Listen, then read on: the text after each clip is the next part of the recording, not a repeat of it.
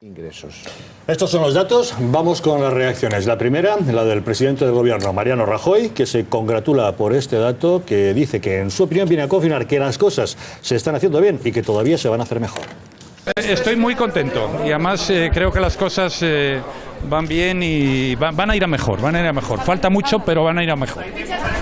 Y las valoraciones, como siempre, pues depende quién las haga. Para el gobierno las cosas son buenas y vienen a demostrar una tendencia. Para la oposición es muy criticable la destrucción de empleo que se está produciendo. Escuchemos las valoraciones a favor y en contra. No son datos que signifiquen el fin de un camino, son datos que indican que se está recorriendo una senda positiva para mejorar el bienestar de los españoles. Las cosas empiezan a ir mejor, digamos, si los comparamos con el primer trimestre de los últimos años son mejores, pero no quiere decir con eso de que todo está arreglado. La salida de la crisis y la creación de empleo va a ser lenta, va a ser larga y vamos a tener que esperar bastantes años para recuperar unos índices de paro aceptables. Quisiéramos ser todos optimistas, pero seamos realistas y digamos y seamos serios. Todavía queda muchísimo camino por recorrer. Tenemos unos índices de paro que no son homologables en Europa. También es cierto que en los momentos de creación de empleo fuimos el primer país de Europa que creaba empleo. Desgraciadamente los datos de empleo no avalan ese discurso en buena medida torpe y engañoso de que en España se está creando ya empleo. Que la EPA se ha empeñado en romper el argumentario del Partido Popular en esta campaña de las elecciones europeas. Parece que la encuesta de población activa viene a demostrar que la llamada recuperación no es ni más ni menos que una campaña propagandística del Partido Popular y más en tiempo electoral. La EPA ha puesto al gobierno en su sitio, en el de los trileros. Desgraciadamente se confirma que hay más paro, sobre todo menos empleo. Hay empleo de mucha menos calidad, se ha destruido en un año 900.000 empleos indefinidos a tiempo completo y lo que es evidente es que la recuperación puede ser para los beneficios del capital, pero no para el empleo de los trabajadores. En ese sentido, el gobierno no puede continuar engañando. ¿Qué significa un descenso de la población activa en 187.000 trabajadores? Pues lo que significa pura, lisa y llanamente es que la población española no se cree los mensajes de la recuperación de la economía con los contenidos con los que la recuperación económica pretende el gobierno presentar ante la sociedad. Es un país que se encoge por falta de empleo y en particular por falta de empleo de calidad. Son las valoraciones políticas. Vamos con el análisis. Esther, ¿qué te parece? Bueno, pues yo creo que hay varios aspectos de la crítica que se ha hecho que es cierta, que estamos en campaña electoral evidente y que al gobierno le interesa vender unos datos positivos también, porque efectivamente en tiempo electoral sería el único gobierno que no lo hiciera. Yo creo que estos datos hay caras y cruces. ¿Cómo vamos a decir que es un buen dato cuando 5 millones y pico de españoles están en el paro? Si alguno de estos parados nos escucha, pues nos dirá que estamos locos, evidentemente. Pero yo creo que hay ciertos síntomas esperanzadores. Es verdad que se han destruido, dabais el dato y le veíamos en la pantalla muy bien, 184.000 empleos en el trimestre, pero es verdad que no se daba una cifra que es la menor desde 2008. Por lo tanto, si hacemos una comparación a largo plazo, pues las cosas se pueden ver no medio vacías, sino medio llenas. No es ninguna cifra para tirar cohetes. Yo creo que el gobierno esperaba mejores datos, estoy convencida, pero todos los señales nacionales e internacionales apuntan hacia una lenta recuperación. Es verdad que el paro es nuestro gran drama nacional. Estamos en los farolillos rojos de toda Europa y luego a mí un dato de todos que me llama especialmente la atención y que yo creo que es muy doloroso, ¿no? Que es que el número de hogares con todos sus miembros en paro es altísimo y suma y sigue. Por lo tanto, yo creo que hay datos para la preocupación y muchos. Pablo. Bueno, vamos a ver, yo cuando escucho a Mariano Rajoy decir que está muy contento con el dato de paro, yo de verdad siento un poco de pudor, ¿no? Porque yo no sé en qué mundo vive Mariano Rajoy, pero es que hemos perdido 184.000 empleos en el último trimestre. Y además esto, decía Esther, que es un poco mejor que otros trimestres, es ligeramente mejor que otros trimestres, pero es que esto es acumulativo. Es decir, que es que cada vez tenemos más parados y cada vez sigue creciendo esa cifra. No es lo mismo 184.000 cuando teníamos 2 millones de parados que ahora que tenemos 6. Entonces yo creo que lo primero que hay que hacer es un poco tener un mínimo de realismo. Y yo puedo entender que haya elecciones y que todo lo esté fiando Mariano Rajoy a la recuperación económica porque no le queda otra cosa. En todos los demás frentes el Partido Popular está muy afectado. Pero yo creo que al final hay que tener un poco de pudor. Y una segunda reflexión, y es que no están funcionando las recetas del Partido Popular. Porque nos están diciendo que estamos creciendo, que esta es la solución, y la realidad es que no. No funciona la austeridad, porque reduce el consumo. No funciona la reforma laboral, porque lo único que hace es abaratar el despido, pero los empleos no se crean porque sea un poco más barato, un poco más caro despedir a alguien. Se crea porque haya empresas que estén generando riquezas, porque haya trabajadores cualificados, porque haya buenos empresarios. Y la bajada de salarios pues tampoco funciona, porque al final, en cuanto a salarios, siempre va a haber algún país que nos gane, que venda más barato, que tenga salarios más bajos que nosotros. Yo creo que lo que hay que hacer es dejarse triunfalismo, porque ¿qué me preocupa a mí? Que este triunfalismo se lo acaben creyendo y no detecten que el análisis es equivocado, o al menos en gran parte es equivocado, y hay que cambiar las recetas. Lo está diciendo mucha gente, no solo desde la izquierda, sino se lo está diciendo el FMI, se lo están diciendo muchos organismos internacionales. Yo creo que ya es hora de que con estos datos encima de la mesa reflexionen. Rafael. Bueno, quizá hoy los del programa ¿qué programa era? ¿Que ha dicho todo esto de mí? No me acuerdo. Zapeando, ¿no? Sí, luego tendremos ocasión de hablar. Quizá ahora puedan decir que sí, que he venido quizá, ¿cómo era? Borracho, drogado, y después de jugar a la Ouija con Franco. Por primera vez voy a tenerme que... ¿A qué? ¿Qué he jugado a qué? A la Ouija. ¿Y eso qué es? El tablero para invocar espíritus. Anda. Bueno, no hablamos de eso. Quizá me van a poder achacar eso porque, bueno, sé que Pablo pertenece al Partido Socialista de Madrid. Pero y, no comparto, por eso, y comparto, pero es que, que me pueden tomar por borracho por la distancia ideológica tan grande que mantenemos, pero comparto muchas de las cosas que ha dicho Pablo. Porque en realidad hay un dato, todas estas encuestas las podemos ver, las podemos ver de una forma, de otra, pero hay una realidad cierta. El señor Rajoy entra con 5.100.000 parados, hoy tiene 5.900.000 y pico parados, casi 6 millones de parados. El señor Rajoy en 2 años ha generado 800.000 desempleados más. Esto es una realidad. Además, no es verdad que se estén, y ya no es hora tampoco de seguir apelando a que Zapatero, que lo hizo muy mal,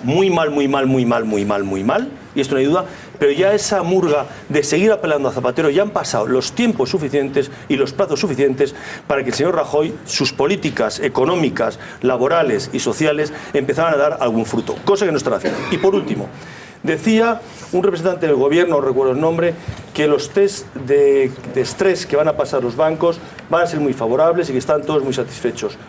Qué distinto es la versión que oímos los profesionales cuando tenemos que ir a reestructurar deudas y a pedir que se financien las empresas, cuando es el banco el que utiliza siempre el argumento contrario. Oye, es que en junio tengo que pasar el estrés, no me hagas, por favor, no me presiones, que es que si no tengo que provisionar, es que si no tengo que dotar, es que si doto provisión en esa situación.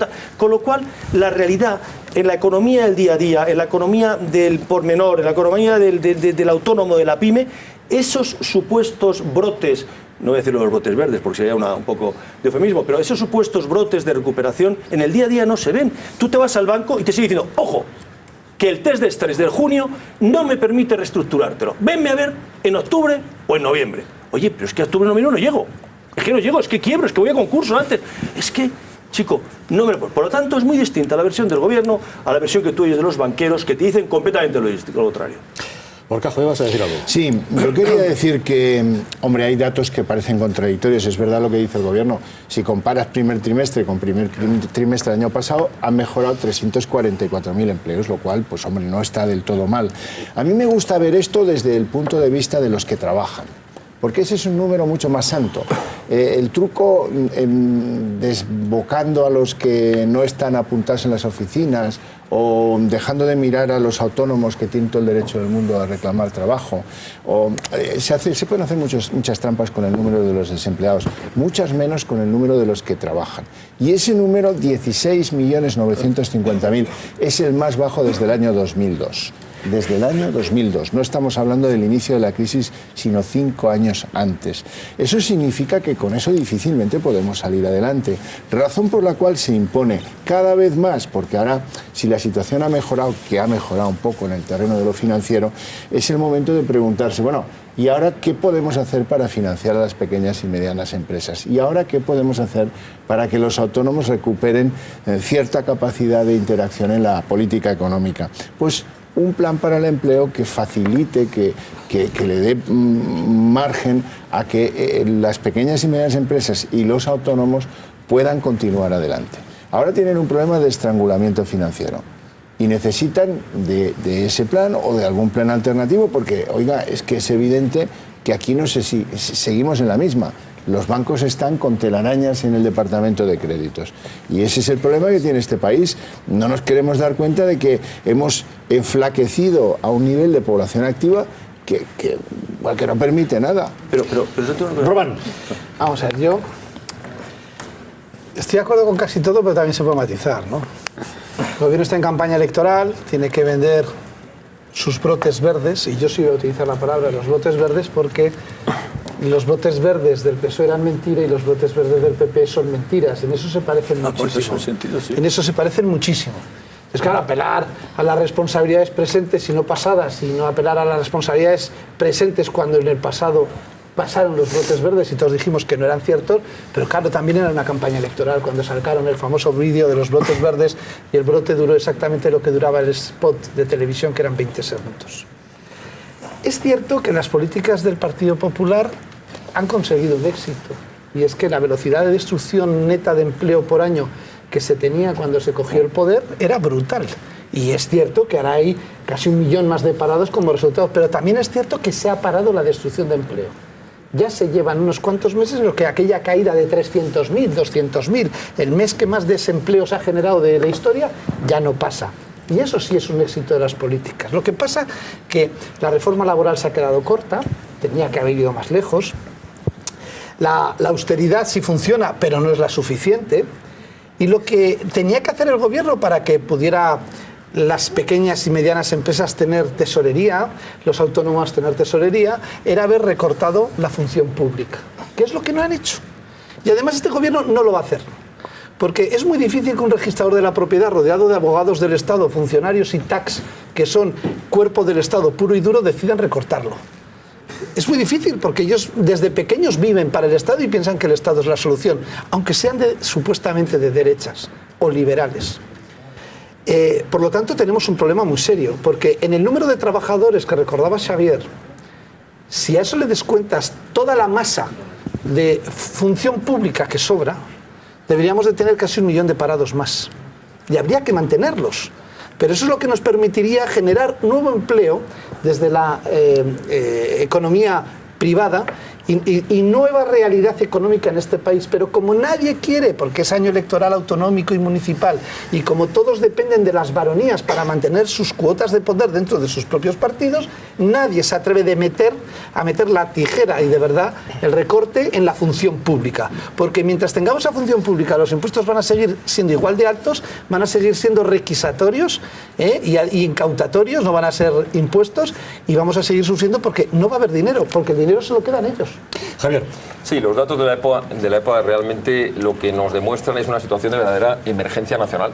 Es decir, estamos ante una situación en la que 6 millones de compatriotas no tienen trabajo, 2 millones de hogares de españoles no tienen ingresos ninguno de sus miembros, donde en Andalucía, por ejemplo, el 50% de la población juvenil se encuentra en paro.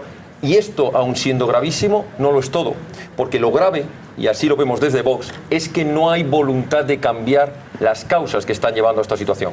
El gobierno tiene 2 palancas fundamentales, o la palanca de la reducción del gasto para intentar salvar el estado del bienestar de los españoles, la sanidad, la educación, las infraestructuras básicas, o la palanca de la presión fiscal. Y ha elegido esta última, aumentar los impuestos para salvar el sistema de los partidos políticos, el sistema de bienestar del sistema autonómico. Es decir, que el gobierno no ha apostado decididamente por salvar lo importante, sino por intentar sustentar un estado elefantiásico, un estado insostenible, a base de acogotar a los ciudadanos. Nosotros desde Vox lo que decimos abiertamente es que lo que hay que hacer es favorecer la creación de empleo. Y esto se hace, como ya se ha adelantado aquí en la mesa, se hace favoreciendo que los empresarios tengan las condiciones idóneas en el mercado, evitando que la inversión vaya a gasto no productivo, es decir, favoreciendo la inversión en aquellos sectores y en aquellas propuestas empresariales que van a crear puestos de trabajo. Es decir, alarmarnos ante unos datos como estos es lógico, es solidario y además creo que es nuestra obligación como españoles. Pero tan importante como eso es reflexionar fríamente por qué no cambia la tendencia, por qué no se hacen las cosas para que cambie el rumbo y empecemos a crear empleo en España, seamos una economía sumergida, una economía no sumergida, una economía realmente de creación de empleo y sobre todo una economía productiva, ¿no? Casi 6 millones de parados suponen millones de dramas en España y solamente quienes los sufren saben hasta qué punto de desesperación se puede llegar. Sin embargo, en ocasiones pagan el pato pues los empleados que atienden las oficinas nacionales de empleo. Agresiones, insultos, acosos, daños personales o en sus vehículos son lo que denuncian en ocasiones estos trabajadores, hasta el punto que el Ministerio de Empleo ha suscrito una póliza de seguros colectivos para los empleados que trabajan en las antiguas oficinas del INEM para que puedan así tener una cobertura jurídica en la denuncia de este tipo de hechos. Lamentable situación que, como decimos, es consecuencia de la desesperación a la que llegan algunos.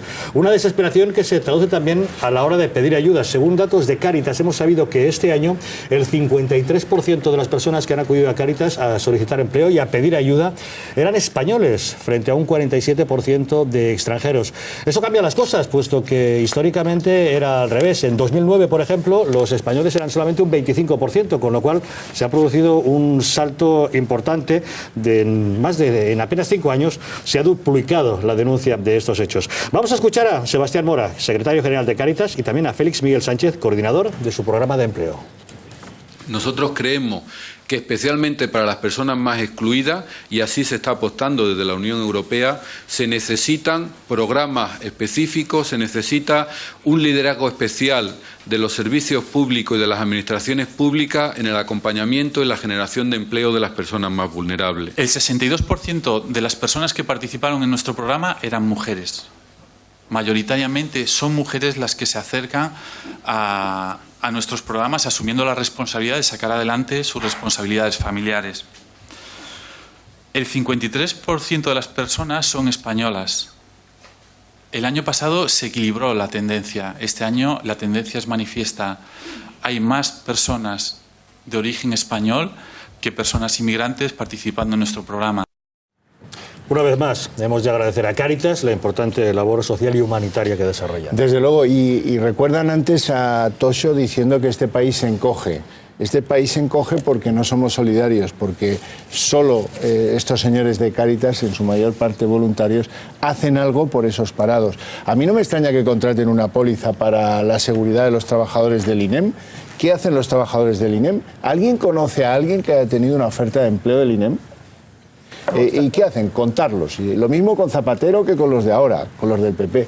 Contarlos. Los cuentan por trimestres, los clasifican por regiones, por sexos, por edades. Ahora sabemos que los de 55 no encontrarán empleo, como si no lo supiéramos ya.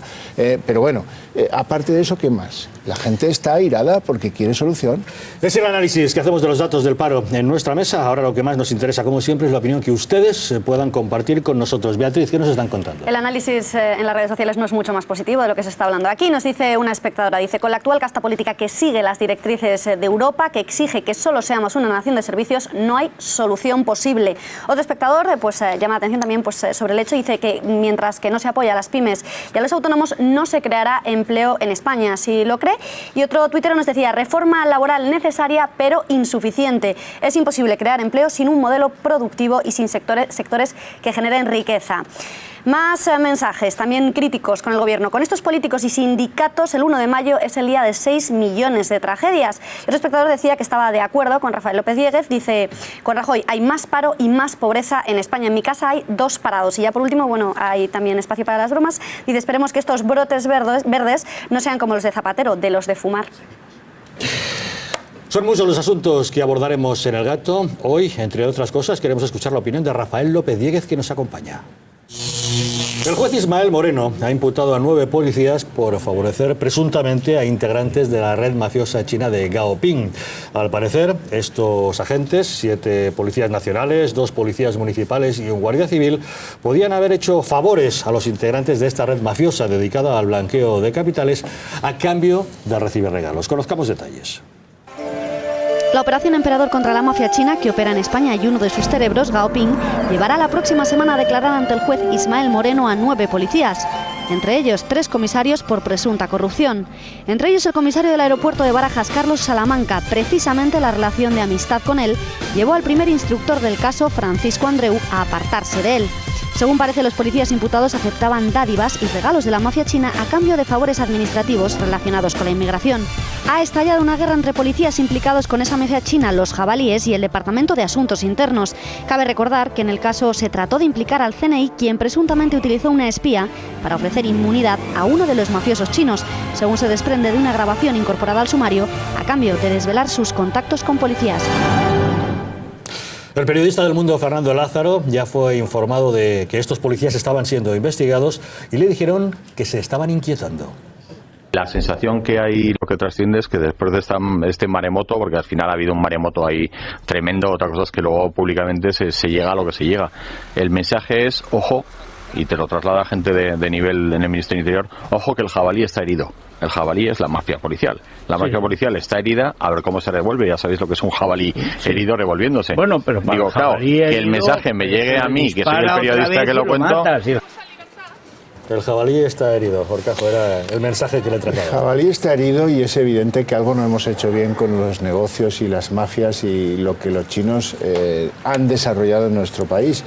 Yo no soy el más listo de la película y no sé ver dónde está el garbanzo, pero sí que veo que aquí algo pasa y algo pasa de gravedad. Porque desde que empezó la crisis en el 2007 no ha cerrado ni un negocio chino, ni uno solo. Es más, pregúntense ustedes a su alrededor, ¿verdad que hay alguno más? ¿Verdad que hay varios más en su pueblo, en su ciudad? ¿Verdad que en su barrio eso sigue ahí y cada vez hay más y más? ¿Y verdad que tienen poca pinta de ser los propietarios los que están al frente de esos negocios? ¿Pagarán el IVA? No lo sé. Hay muchos países en Europa que piensan como yo, que como no lo saben, han tomado medidas. Países perfectamente democráticos, en Escandinavia, por ejemplo, casi todos ellos, estén o no en la Comunidad Europea, han tomado medidas y han dicho, ¿ustedes quieren abrir negocios aquí? Por ejemplo, en Helsinki, dice, de acuerdo, pues el 51% en manos de un finlandés en ese caso. Aquí sería de un español. Medida que vendría bastante bien para recuperar los niveles de empleo y de actividad y que nos daría a todos ciertas tranquilidades sobre si no ha sido este un campo de experimentación genético-empresarial de las mafias chinas. Rafael. Bueno, o sea, se ha hablado mucho de esto y yo siempre he manifestado lo mismo. O sea, esta situación no es nueva, era necesariamente conocida, tenía que ser conocida. A mí me dijo un policía en su día algo que era claramente representativo. Me decía, mira, sí es muy fácil, vete a hablar con los de las sucursales, los banqueros de las sucursales, en la manzana, 2 manzanas, 3 manzanas alrededor de la tienda. Verás como no hay ni un solo ingreso, ni una sola cuenta corriente de un comerciante chino abierta en esas sucursales.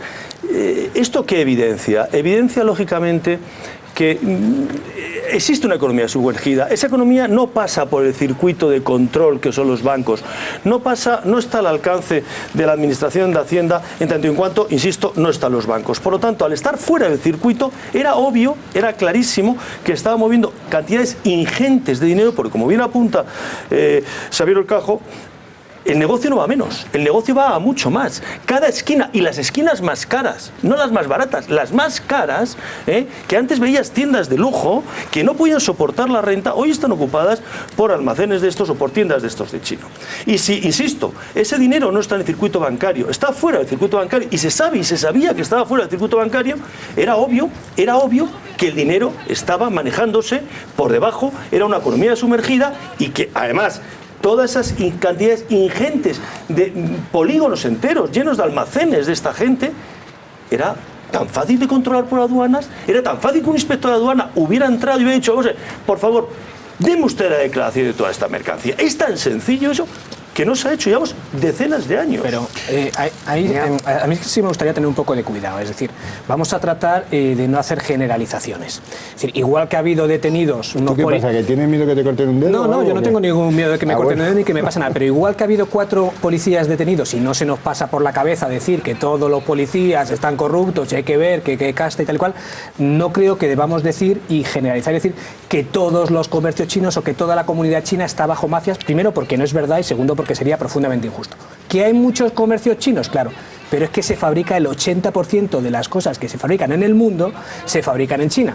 Por lo tanto, es natural que los chinos lo distribuyan en todos los países. Y eso no solo pasa en España, eso pasa en el resto de los países de Europa. Esa distribución de productos es competencia desleal a la que se hace en Europa y en España. Pero depende de lo ultraliberal que seas. Es decir, si eres muy ultraliberal, la libre competencia te lleva a que no puedas poner ninguna traba, salvo las legales. Obviamente, esos comercios tienen que pagar el IVA. ¿Puedes figurar la de mercerías, papelerías, ferreterías y tiendas de ropa que han cerrado en este país? ¿Cómo hay que revisar esos comercios chinos? Pues exactamente igual que hay que revisar los comercios españoles. Pablo, una pregunta. Lo que hay que hacer es, y termino con esto, y ya os dejo, lo que hay que hacer es dotar de medios suficientes a la justicia y a la administración y a Hacienda para que pueda controlar. El otro día salió el fiscal general del Estado, y viene al caso de esto, estaba hablando de otras cosas, estaba hablando de la corrupción, de la política y tal, pero decía que es que en la justicia les faltan muchos recursos materiales y humanos. Los cursos de formación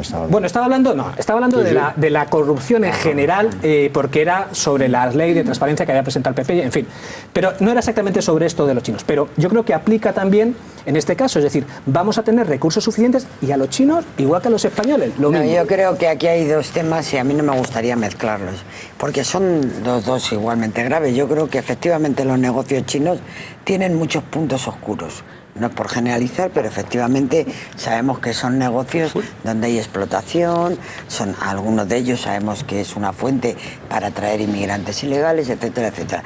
Esa es una pata que hay que investigar y efectivamente el tratamiento, la vara de medir ha de ser igual para el resto, porque en España las condiciones laborales a los empresarios que cotizan las tienen que pagar. Entonces no es aceptable, desde luego, que aquí haya una explotación como se sabe que la hay y por lo tanto creo que hay ocultismo. Te doy la razón, Pablo, y yo estoy de acuerdo contigo, ¿no? Hay una segunda pata, porque yo creo que no se puede generalizar, pero sí hay comerciantes chinos que efectivamente incumplen. La tabla de medir no debe ser diferente, pero yo voy a poner el acento en lo otro. A mí es que si hay una corrupción que me repugnan, todas hay 2. La corrupción política, que es repugnante, y la corrupción policial.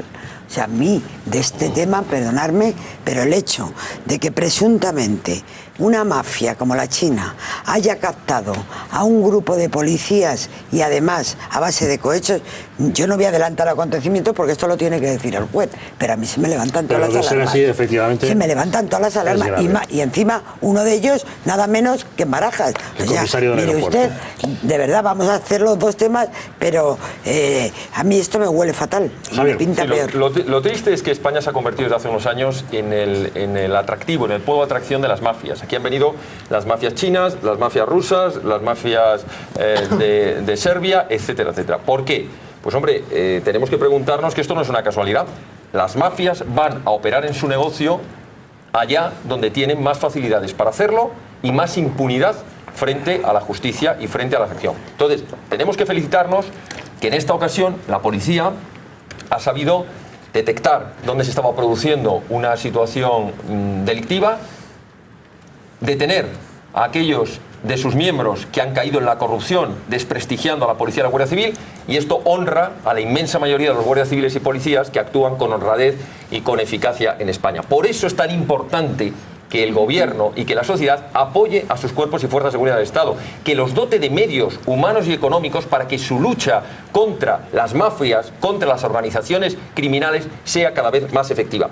Y es muy importante también llevar a cabo una reforma del Código Penal y de la legislación laboral para que este tipo de organizaciones no lo tengan tan fácil en España, porque no podemos olvidarnos, además, que incumplen en la materia laboral todo tipo de normas, montan sus negocios que a veces se convierten en verdaderas viviendas ocultas, donde en los sótanos de las tiendas tienen metida gente. Es decir, esto se está tolerando en España desde hace muchos años y es una situación que se tiene que acabar. Primero, porque se produce muchas veces en un ataque directo a lo que es el derecho laboral y en otras, como en este caso, porque es un claro ataque a la seguridad y al Código Penal español. Por tanto, hay que reaccionar frente a estas mafias. Román. Pues yo creo que es un símbolo de desarrollo que tengas en tus países las mafias, ¿eh? Es decir, donde no hay dinero no van. Y Estados Unidos pues tiene mafias mucho antes que nosotros, y otros grandes países del mundo también las tienen. También es verdad que las mafias, las japonesas, las chinas, están en todos los países donde pueden actuar y actúan parecido. Y no nos tenemos que poner muy nerviosos, sino que también tenemos que felicitarnos precisamente de que en colectivos de cientos de miles de personas, como son todos, englobando a todos los fuerzas y cuerpos de seguridad del Estado, pues como en todas partes hay gente buena, mala, honrada, tonta, lista, medio pensionista. Y es bueno que de ahí se vayan sacando los granos negros.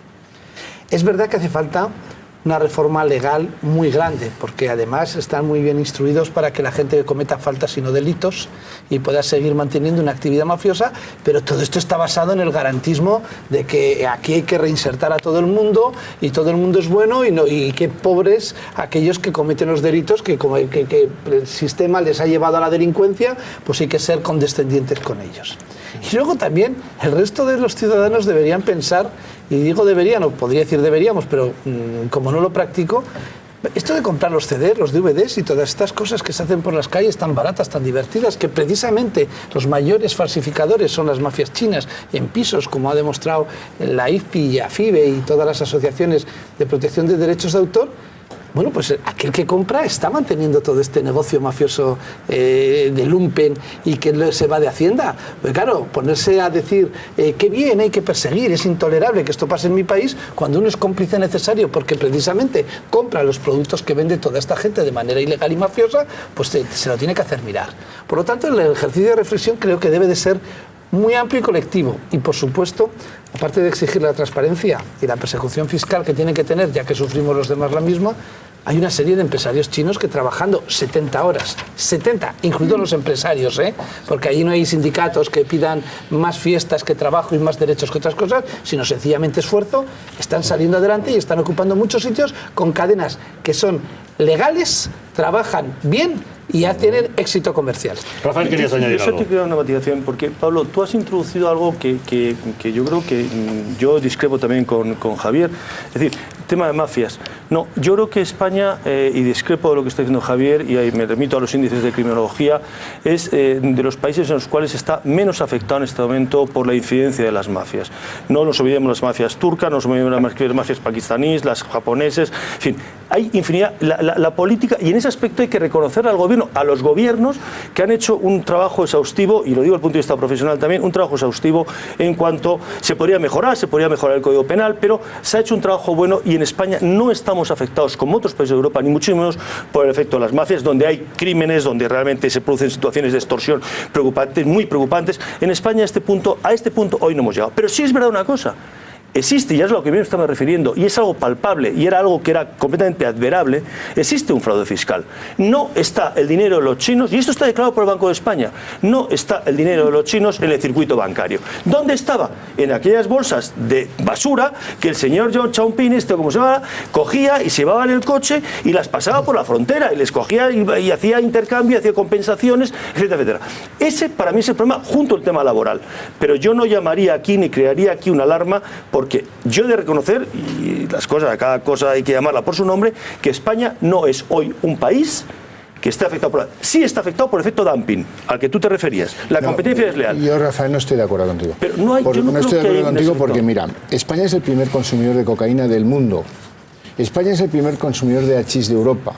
España es el primer consumidor de pastillas del mundo. Y eso son los negocios de las mafias. Que no se maten es una cosa. Que no utilicen este país como plataforma de negocio el más fuerte del mundo es otra.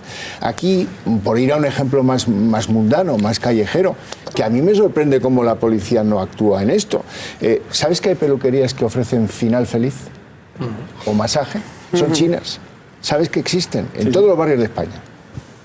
Debe ser que solo las veo yo, pero tú eres un negocio de peluquería, pones unas señoritas detrás que te ofrecen final feliz y te cierran la peluquería en 4 días, si eres español.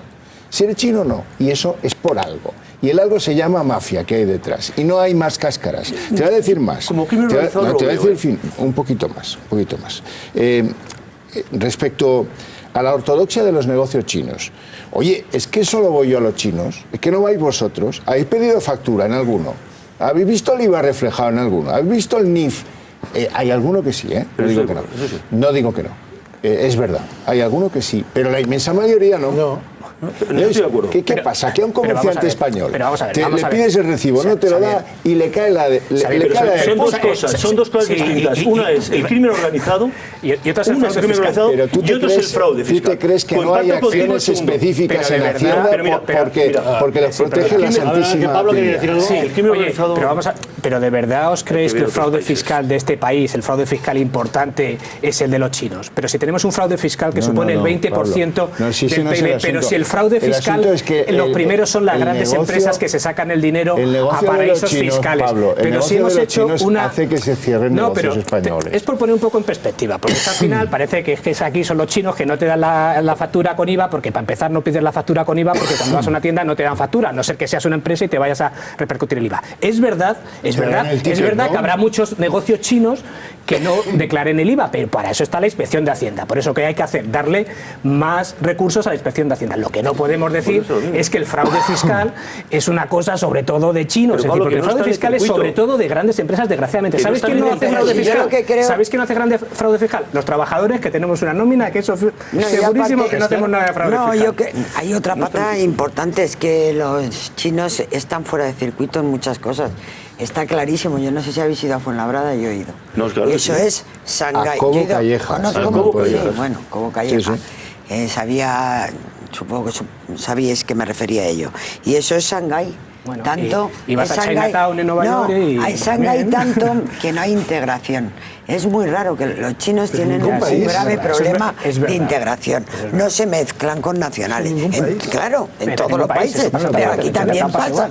Pero eso es una cosa, a mí eso no me gusta, porque efectivamente me crea desconfianza, porque otras nacionalidades se integran. Pero otra diferente es que la vara de medir de la policía y de la justicia sea distinta con ellos. Y no vamos a hablar de Hacienda, porque evidentemente si Hacienda con ellos tiene un trato diferente, apaga y vámonos. Yo no doy por hecho, yo no doy por hecho que eso se esté produciendo. Ahora que el trabajo de las mafias consigue ensobornar a gente para que eso no se produzca, es cierto. Que existen estas peluquerías con final feliz. Yo leí el otro día un reportaje porque existe una redada.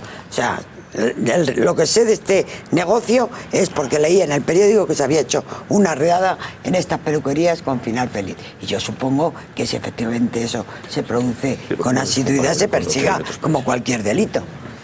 No, hay una cosa, vamos a ver. Los inspectores de aduana no tienen capacidad de perseguir y controlar lo que entra de China en España. Pero ni aquí ni en ningún sitio. Y trabajan por muestreo. Y bueno, estamos hablando de todo esto porque fueron a Cobo Calleja, entraron en una serie de naves y entraron en una serie de casas.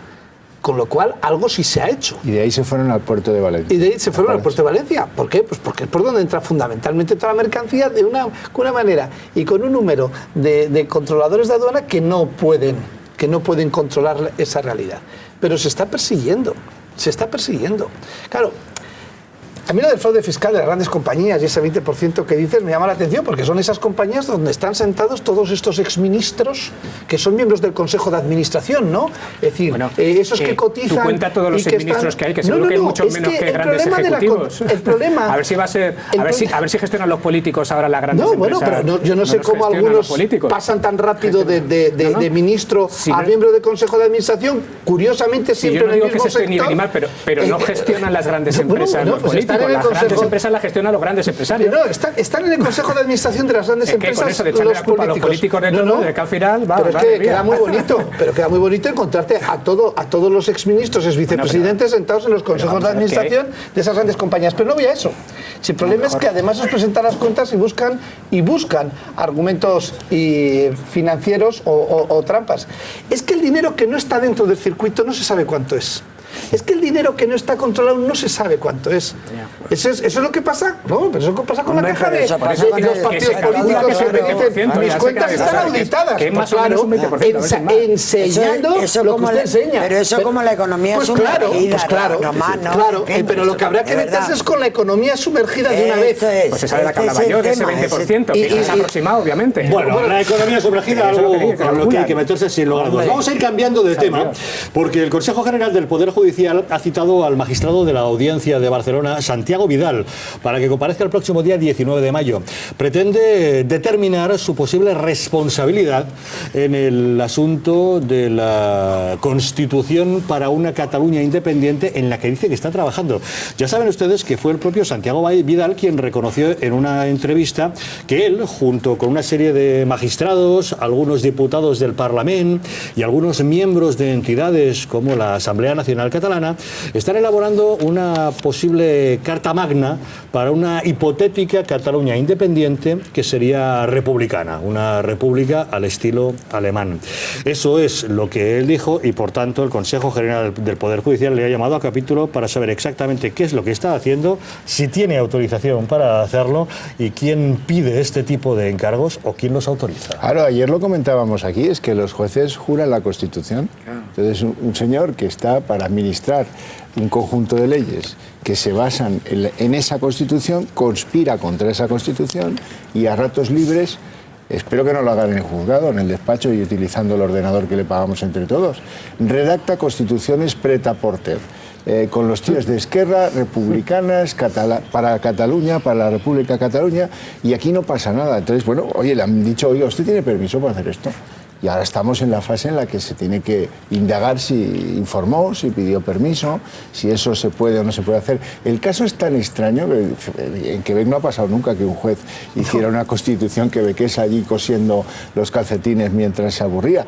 Es tan extraño que como no hay precedentes, pero hombre, yo me alegro de que el Consejo en esto haya tenido la sensibilidad de abrir una investigación. Y la rapidez de reacción. Javier, ¿qué te parece? Lo que es muy importante es que de una vez por todas se acabe en España con una situación en la que o tenemos jueces estrella que solo parece que saben actuar en su jurisdicción, si están saliendo todos los días en el telediario y parecen movidos por otras causas que no sean estrictamente las causas del cumplimiento de sus funciones jurisdiccionales, o bien nos encontramos con este tipo de situaciones en la que ya es el colmo que los jueces, contraviniendo claramente el artículo 117 de la Constitución, que dice que el Poder Judicial está sometido al imperio de la ley, que son jueces integrantes de ese Poder Judicial, que son absolutamente o deben ser absolutamente independientes, pues que estén actuando en contra del Estado, en contra de la Constitución, que es la que han jurado, que es la que deben cumplir en primer y hacer cumplir. Es decir, pierde toda legitimidad un juez que actúa como están actuando estos, es decir, posicionándose de una manera clara y directa contra la Constitución, contra el Estado de Derecho y contra la soberanía nacional, porque en definitiva esa es la que les ha otorgado su mandato. Su poder emana del pueblo, así dice el artículo 117, y lo administran en nombre del rey, pero porque emana del pueblo. Y el pueblo es el pueblo español, la soberanía nacional. Por tanto, es una situación que yo espero que termine con un expediente del Consejo General del Poder Judicial inhabilitándolo automáticamente, sin admitir la más mínima presión de políticos de ningún signo. Román. No, vamos, a mí me parece una barbaridad. O sea, decir, y tienen que investigarlo y tienen que hacerlo y zanjarlo de una manera muy rápida. Y además yo creo que, además de una falta, puede haber algo más en la conducta de este juez, ¿no? Haciendo una constitución contra la constitución de la que él tiene el poder. Además de la dedicación exclusiva, que no sabemos de las cuentas esas opacas de la Asamblea Nacional, si encima están subvencionando y pagando este tipo de estudios que sirve para hacer la Constitución con la que atentar. Es decir, vamos a ver, el alterar de una manera no legal la Constitución es un golpe de Estado, ¿eh? No hace falta que entren tíos pegando coño al suelo y no, el atentar contra la ley es un golpe de Estado. Entonces, este señor, que es juez, está organizando la trama en la que dar un golpe de Estado que altera la realidad del Estado español. Entonces, bueno, que este señor esté en el juzgado es peligrosísimo, pero para todos. Bueno, él mismo... perdona. No, que él mismo ha reconocido que hay 10 jueces que están redactando una Constitución catalana. Yo, fíjate, por primera vez desde hace mucho tiempo yo no felicitaba al Consejo General del Poder Judicial, porque más bien, en fin, no le criticamos, no tenemos muchas oportunidades. Pero como esta vez hay ocasión, diré que me ha sorprendido gratamente que sea el propio órgano de los jueces quien diga, oiga usted, no sé quién de vosotros recordaba que los jueces son un poder dentro del Estado y por supuesto tienen una importancia fundamental dentro de nuestra Constitución. Si alguien no cree en esa Constitución y ya no cree en lo que ha jurado y en lo que ha firmado y en el poder al que pertenece, pues lo que tiene que hacer es dejar su cargo de juez e irse a hacer otra cosa. Simplemente, de todas formas, creo que si hay 10 jueces en Cataluña que esto lo están haciendo, se ha de investigar y el Consejo General del Poder Judicial ha de poner las sanciones, que tiene un amplio abanico para actuar. ¿No estarán algunos haciendo méritos de cara a una futura judicatura catalana? Pero bueno, vamos, de verdad, el grado de perturbación que tiene la gente, te añadiría una cuestión, no olvidemos tampoco quiénes le han encargado esa Constitución, porque es que a ver si va a resultar que hay prevaricación judicial y prevaricación administrativa. Que no confiesan y por algo... Esto es lo importante, ¿quién le ha encargado? Porque es que va a resultar que ha sido Artur Mas. Pero es que precisamente... Al hilo yo me sumo a tu felicitación al Consejo, pero hay que recordar que esto viene de una inacción de ese mismo Consejo del Poder Judicial cuando estos mismos jueces firmaron un manifiesto en el que decían nosotros estamos a favor de la consulta secesionista y nadie hizo nada. Correcto. Ahí sí deberían haber hecho algo. Pero ahí, o sea, ¿quién se lo ha encargado? Bueno, es que esto es tan absurdo que nadie reconoce la paternidad de eso. De hecho, han salido los propios políticos de CiU diciendo que ellos no saben nada sobre la Constitución. Pero, Pablo, podemos sospechar, ¿no? Bueno, pero podemos sospechar, pero en fin, o sea, están reconociendo otras muchas cosas. Sí, o sea, desde luego, hay políticos siendo, de izquierda, otra cosa no se les puede decir, pero mezclados. están siendo, yo creo que demasiado claros. Entonces, y en cualquier caso, es decir, yo creo que es que esto no encaja ni siquiera desde la lógica nacionalista. Es decir, porque desde la lógica nacionalista, imagínate que ellos se independizaran, que no va a pasar, pues tendría que ser el Parlamento catalán el que elaborara una Constitución. ¿Cómo va a haber un juez por ahí que él solo está haciendo una Constitución y tal? O sea, yo creo que... Oye, 100 artículos... Que se pone a escribir en una Constitución él con 8 amigos más. Aquí haces una listita de la compra y dices una Constitución. Teóricamente una decena de magistrados y juristas. No sé, es una historia muy parecería extraña. que lo estuvieran preparando cuando llegase la independencia, someterlo a la votación de su Parlamento, ¿no? No, y el propio Vidal admitió que había entre ese grupo que se redactan cosas extrañas, había políticos que no eran ni magistrados, ni jueces, ni siquiera abogados. Y que eran de Convergencia y Unió y de Esquerra Republicana. Y también que había algún miembro de la Asamblea Nacional Catalana. Es que es muy Rafael. importante... perdón. No, vamos a ver. Primero, me lo ha quitado de la boca Severo Orcajo. Sí, felicitar al Consejo está bien, lo debemos hacer, ha actuado, pero el Consejo ha dejado pasar mes y pico, 2 meses, desde que estos jueces, o unos cuantos de estos jueces, se manifestaron a favor del referéndum, la independencia y demás. Con lo cual, esta es una reacción un poquito tardía y ya inevitable. ¿Por qué? Este señor ha incumplido uno de los principios fundamentales de un magistrado, de un juez, que es el de la independencia y la parcialidad. Imaginemos por un momento, señor Orcajo y señor López, que soy yo, que mañana nuestro expediente que tramita el CAC cae en manos de este señor. Podemos... Estamos perdidos. Estamos en la cárcel. Señor Orcajo, estamos en la cárcel usted y yo. Estamos en la cárcel. Que se apartase y no tendría más remedio. Bueno, pero es que eso no es necesario. Es que ya hoy ya, de jure, es decir, porque sí, por imperativo de la ley, este señor ya ha incumplido el principio de imparcialidad. Por lo tanto, este señor tiene que estar fuera. Segunda cuestión. Este señor no solamente ha jurado la Constitución. Este señor tiene la obligación de hacer cumplir la Constitución. Y hay principios de tutela judicial efectiva en la Constitución que le corresponden a este magistrado. Si este magistrado no cree en esa Constitución, no podrá hacer y aplicar esa tutela judicial efectiva. Y por último, quiero decir una cosa para terminar. Seguro que se va a librar y no le va a pasar nada. Y aquí os voy a poner la parte negativa. Porque este señor va a decir que lo que está haciendo son estudios teóricos sobre una supuesta Constitución que les es compatible la actividad docente, la actividad literaria, la actividad con la actividad judicial. Por pues el Consejo General del Poder Judicial le ha llamado para un teórico interrogatorio y saber qué es lo que teóricamente está pasando. ¿Y ustedes, teóricamente, qué es lo que creen, Beatriz? ¿Qué nos están contando? Pues las opiniones van casi todas en la misma línea y contra estos jueces, dice un espectador. Lamentablemente, la inoperancia de Rajoy para hacer cumplir las leyes es el mejor aliado del independentismo catalán. Otro tuitero nos pregunta, ¿juran o perjuran la Constitución? Y un espectador pues decía, vamos a ser serios, deben ser cesados y expulsados de la carrera judicial de manera inmediata. Otra espectadora dice: pedimos que se detenga ya a todos los secesionistas y se suspenda la autonomía catalana. Y bueno, pues respecto a si se ha aumentado pues ese clima pues de tensión en Cataluña o no, pues un espectador les decía que no, que él notaba con total naturalidad que se hablaba con total naturalidad sobre el tema independentista, pero que lo dice un madrileño. Bueno, pues me parece muy... De inmediato abordaremos el debate acerca de si hay o no crispación en la sociedad catalana, aunque ya saben que hoy también hablaremos de cómo se crispan otros cuando escuchan a algunos hablar en el gato. ¿Existe crispación en Cataluña? Recordarán que el domingo pasado el primer secretario del Partido de los Socialistas de Cataluña, Pere Navarro, recibía un puñetazo en un acto privado en el que se encontraba. También el ministro de Interior, Jorge Fernández Díaz, fue insultado cuando paseaba por la Rambla de Barcelona. El caso es que tanto Navarro como algunos partidos no nacionalistas consideran que este clima de crispación que se está viviendo en Cataluña obedece o está siendo fomentado por la deriva soberanista. Sin embargo, los nacionalistas consideran que eso no es así y hasta se sienten ofendidos cuando alguien lo apunta. El portavoz de la Generalitat, Francesc Homs, dice que eso no tiene nada que ver con el proceso soberanista de Cataluña, que no es aceptable que algunas personas digan que eso es así y que en todo caso los insultos y las agresiones, el político lo lleva en el sueldo. Jo crec que els polítics, en el moment que ens hi posem, los políticos, en el momento que nos ponemos, hay muchas cosas que nos tenemos que aguantar. Que no vol dir que siguin legítimes que passin, Que no quiere... Jo crec que els polítics, en el moment que ens hi posem... Los políticos, en el momento que nos ponemos, hay muchas cosas que nos tenemos que aguantar. Que no vol dir que siguin legítimes que passin, Que no quiere decir que sean legítimas que pasen y que se tienen que condenar siempre. Pero evidentemente tenemos un plus a través del cual tenemos que aprender a tener una mesura y contención y una serenidad. Una contenció i una serenitat.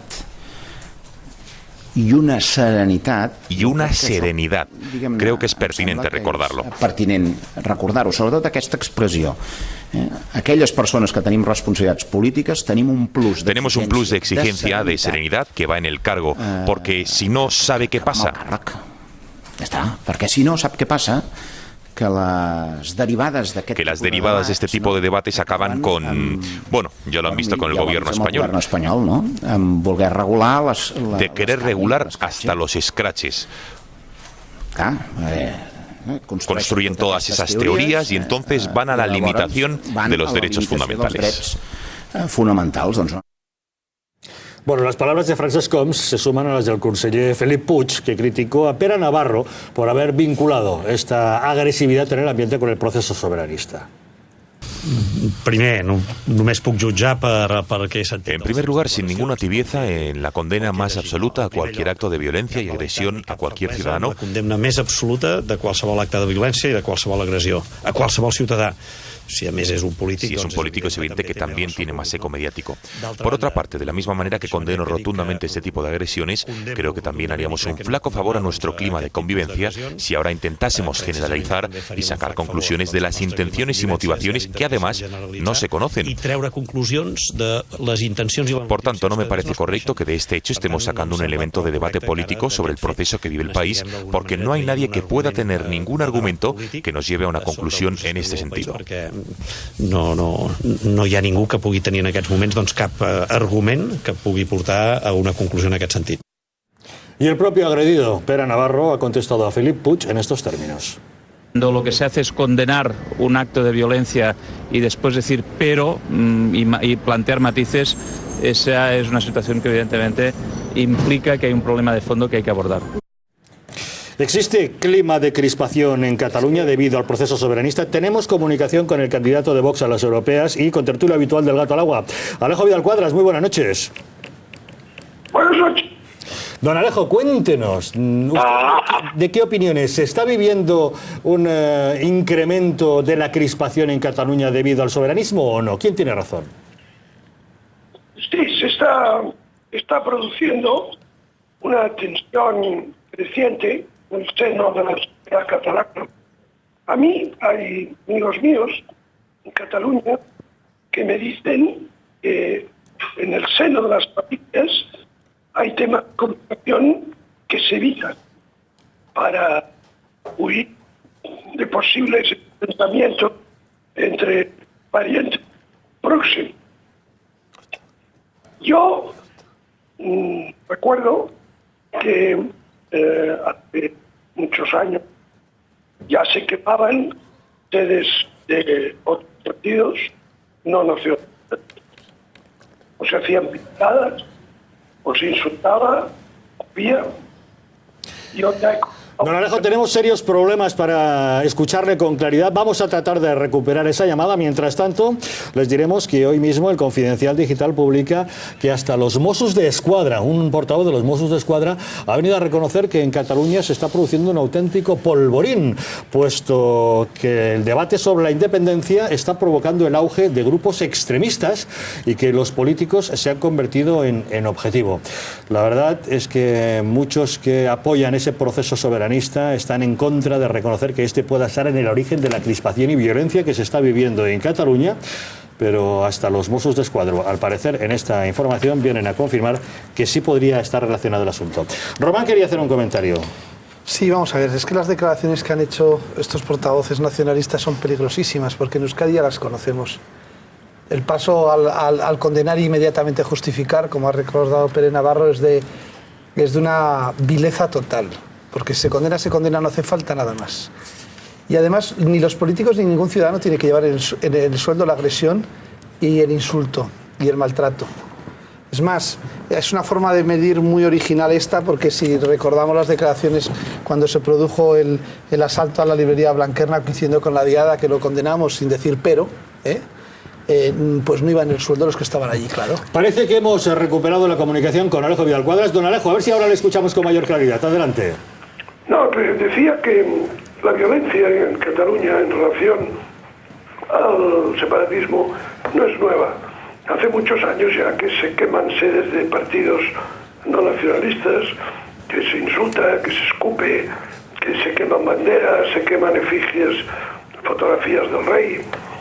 Y yo mismo he recordado muchas veces en El Gato el intento de linchamiento que sufrí el 11 de septiembre del año 95 y el otro intento de agresión física en la Universidad Autónoma de Barcelona en el 98. Es decir, cuando se utiliza como herramienta de movilización política el fomento del odio, las bajas pasiones, y eso se alimenta desde las aulas, desde los medios de comunicación, desde el discurso político, pues claro, hay mucha gente que pues carece de las herramientas de racionalidad y de análisis sereno de las cosas, que al final, tanto decirles que España roba, que España nos oprime, que en esas mentes pues se genera un sentimiento de hostilidad incontrolable y al final pues acabas pegando a Pere Navarro o agrediendo al ministro de Interior y lo que haga falta. Y además, si eso sigue así, llegará un momento que en Cataluña habrá violencia en la calle. Y eso es lógico, porque siempre que ha habido desde el poder político el fomento, en fin, la excitación de unos grupos contra otros, religiosos, lingüísticos, étnicos, por nivel de renta, siempre que se produce esa manipulación política para sacar rédito político del rencor y de el odio, al final eso produce violencia. Y hay muchos ejemplos en la historia de violencia realmente desatada, de auténticas atrocidades. Por tanto, bueno, están jugando con fuego y al final habrá un incendio, ¿no? Violencia preocupante, don Alejo, cuando hasta una fuente de los Mossos de Escuadra ha revelado al Confidencial Digital, tal como se publica hoy, que en Cataluña se está montando un auténtico polvorín justamente a raíz de este proceso soberanista que está generando auge entre los grupos más extremistas. Sí, hay grupos que están especializados en la violencia, que hacen de la violencia su razón de vida.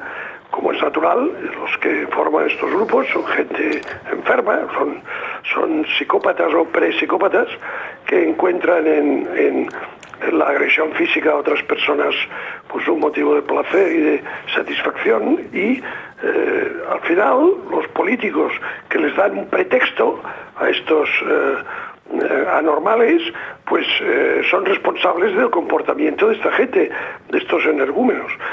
El discurso nacionalista, excluyente, agresivo, cerrado, basado en el invento del enemigo imaginario, siempre acaba produciendo enfrentamientos entre grupos sociales y enfrentamientos violentos. Se producen masacres, se producen genocidios, fosas comunes, en fin, mire usted lo que pasó en la antigua Yugoslavia, ¿no? Entonces, es completamente irresponsable, es inmoral, es repulsivo el hacer política fomentando el enfrentamiento entre distintos grupos humanos. Esto solo lo hace gente miserable y malvada, que es lo que está haciendo en estos momentos el separatismo catalán. Y eso es lo que se está sufriendo en la sociedad catalana. Don Alejo Vidal Quadras, candidato de Vox a las europeas y contertulio habitual del Gato. Muchísimas gracias por buenas noches a todos. La llamada de esta a su casa. Gracias, muy buenas noches. ¿Ustedes qué opinan? ¿Se está generando ese germen de violencia, de agresividad, de crispación en Cataluña? Tendremos ocasión de analizarlo ahora mismo aquí, en El Gato al Agua. Un puñetazo al socialista Pere Navarro, amenazas e insultos al ministro Jorge Fernández Díaz.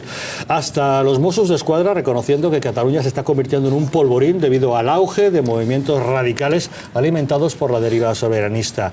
Este proceso de pretendida independencia está fomentando la crispación en Cataluña. Este es el asunto que hoy nos ocupa. Rafael, ¿qué te parece? Bueno, vamos a ver, decía Alejo que va a llegar un punto en que va a haber violencia. Vamos a ver, yo creo que es que ya está, y además está.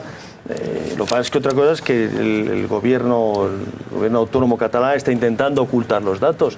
Se han detenido comandos armados y con material explosivo en Gerona y en Barcelona. Se han detectado 2 bombas en 2 bancos de Barcelona. A las amenazas, las pintadas con las típicas mirillas y la cara de personas por doquier. Los que intervenimos en tertulias en Cataluña y en televisiones catalanas, en fin, tenemos los Twitter, los Facebook y hasta arriba. Sí, las entradas de los espectadores, sé que vas, a mí la última vez, sé que vas a coger el AVE de las 9. Sabemos que coges el AVE de las 9, de vuelta. O sea, por lo tanto, esto es... O sea, que me imagino que no cogerás el AVE de las 9, claro. No, sí lo cojo, sí lo cojo. Por lo menos luego al final son cobardes. O sea, realmente son cobardes. O sea, espero que sean cobardes. Algunos se va a animar a no serlo. Que les dure la cobardía. Pero que eso está ya, es una realidad. Lo que en las familias y los amigos, y eso es verdad lo que decía Alejo, no se habla, se evitan los temas para evitar enfrentamientos. Pero esa situación está ya en la calle, no es algo que esto... Mi pregunta es, ¿alguien sabe y se ha hecho público la detención de estos comandos en Gerona y Barcelona con material? Esto ha estado. Las bombas en los bancos, se ha dicho, pues ha habido bombas en bancos, en 2 bancos. Yo sí me gustaría centrarme. Lo primero, mi solidaridad con Pere Navarro, que se la dije personalmente, porque le escribí un mensaje en ese momento, como a Esteban González Pons. Pues Francesc Homs le dice que le van el sueldo. Vamos a ver, varias cuestiones sobre eso. Y me voy a centrar solo en esto. Es intolerable, por no decir un calificativo peor, que no quiero yo ponerme en plan como la vicepresidenta hoy, porque estábamos hablando de eso, pero es inaceptable e intolerable que un político mire a otro político y diga algo habrá hecho. Ese es el argumento de los terroristas, señores. En el País Vasco, cuando mataban a uno decían algo habrá hecho, y ahora resulta que el señor Pere Navarro algo habrá hecho, cuando no ha hecho nada más que defender lo que él cree, que son sus ideas. Por lo tanto, me parece repugnante. Me parece que es una cosa que no se puede tomar a broma, y esas imágenes son las que hay que llevar a las universidades, decir, miren ustedes lo que un político no puede hacer. Que es simplemente argumentar que no pasa nada, que va en el suelo. No, ni las agresiones, ni los insultos, ni las vejaciones, ni nada que se parezca, ni nada que tenga que ver con la violencia va en el sueldo. Es más, las 2 manifestaciones que hemos visto de los 2 miembros de la Generalitat provocan violencia. Eso sí provoca violencia. Sí. Y a mí me parece que no es tolerable bajo ningún concepto, porque si lo que queremos es otra cosa, eso no es política.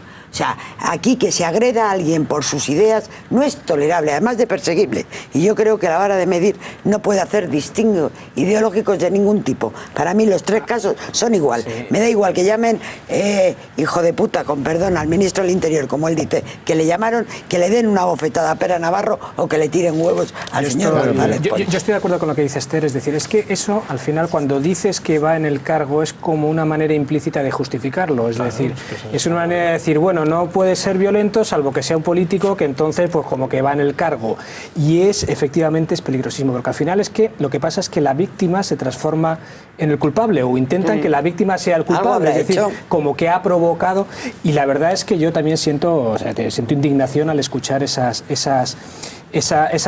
declaraciones. Sobre el otro asunto, sobre el tema de fondo, es decir, sobre si hay división y si se está generando enfrentamiento. Yo creo que no cabe ninguna duda de que se está generando enfrentamiento. No creo yo que sea un enfrentamiento todavía en los términos en los que lo han planteado algunos de los contertulios, de terrorismo, o de grandes disturbios y tal, pero sí que hay un clima de enfrentamiento. Yo lo que no estoy tan de acuerdo es en el análisis de que ese clima de enfrentamiento solo tienen la culpa los nacionalistas. ¿Tienen la culpa los nacionalistas? Sin duda ninguna. Es decir, ese discurso de España nos roba, ese discurso de no se está aceptando la democracia, nos están imponiendo, sin duda ninguna lo fomenta. Pero yo creo que hay un discurso paralelo, que es el discurso de esto es lo que hay y no vamos a hacer nada por cambiarlo, es decir, esta es la Constitución que tenemos y nos da igual que sea el 75%, el 80%, el 90%, da igual el porcentaje de catalanes, esto no se puede tocar. Yo creo que eso también contribuye al enfrentamiento. Y cuando hacemos el Estado de Derecho contribuye al enfrentamiento. Sí, claro, o sea, estás asegurando que defender el Estado de Derecho contribuye al enfrentamiento. No es defender el Estado de Derecho, es decir que la Constitución... Que el Estado de Derecho... Hombre, ¿qué es el que es? Es que modificar la Constitución es defender el Estado de Derecho. Porque la Constitución se puede modificar. Y tan constitucional es modificar la Constitución como no modificarla por el camino correcto. Por el camino correcto, que es el único que puede ser. Yo me sentí que es el que no quiere el Partido Popular, porque el Partido Popular dice dos cosas. Hombre, claro que lo quiere. Buscar una posición... Que sí, que la culpa la tienen todos los demás y no hay ninguna posición de equidistancia en este tema es lamentable. No es una posición de equidistancia, es una posición de entender la realidad y de no acercarse y de no ver más que al enemigo. Puede ser defender la legalidad, justificación o motivo suficiente. Pedir una reforma de la Constitución es ilegal. Pero estamos hablando de pegar a la gente. Yo no estoy hablando de ello. Hablar todos a la estamos hablando de pegar a la gente. Ya les he dado lo suyo. Estamos hablando de agredir a la gente, de insultar a los políticos, de si eso tiene una causa o un origen político, y lo tiene. Y lo tiene focalizado en un solo lado, como lo tenían en Euskadi los terroristas. Cuando mataban a los líderes del PSOE, por no dar la independencia, a Euskadi, tenía la culpa el PSOE que gobernaba entonces por no modificar la Constitución para que Euskadi fuera independiente. ¿Cómo puedes decir semejante barbaridad? Buscar equidistancias en la violencia no tiene sentido. Esa barbaridad es la que dice el Partido Socialista, es la que dice Pérez Ramaro y es la que dice todas las personas sensatas. La barbaridad.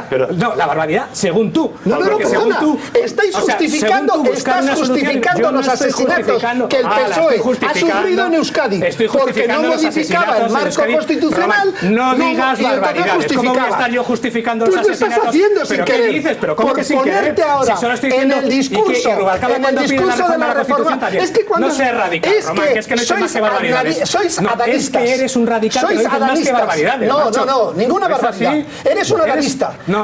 Como te molesta el pasado, no te importa. ¿Cómo me molesta el pasado? Lo que me molesta a mí es que me digas que yo justifico los muertos en Euskadi cuando el Partido Socialista es el que más muertos ha puesto. Eso es lo que me molesta. Es que estás diciendo que no modificar el Estado de Derecho justifica. Solo porque he dicho que hay que modificar la Constitución. Pero si lo pedía ETA. Pero que lo pedía ETA. El nivel de radicalidad que tienes que por pedir una reforma de la Constitución me acusas de matar. Que lo pedía ETA. Es que no se puede hablar. Gracias. Oídos. Hay más gente en la mesa. Le diría una primera cosa, Pablo, que lo que es más constitucional que nada... Bueno, pero no me acuses de defender los asesinatos de ETA. Pues ten cuidado con lo que defiendes. Pues si me permites, cuidado con lo que dices. Pablo, si me permites, lo que te iba a decir es que lo más constitucional que hay en una constitución es cumplirla.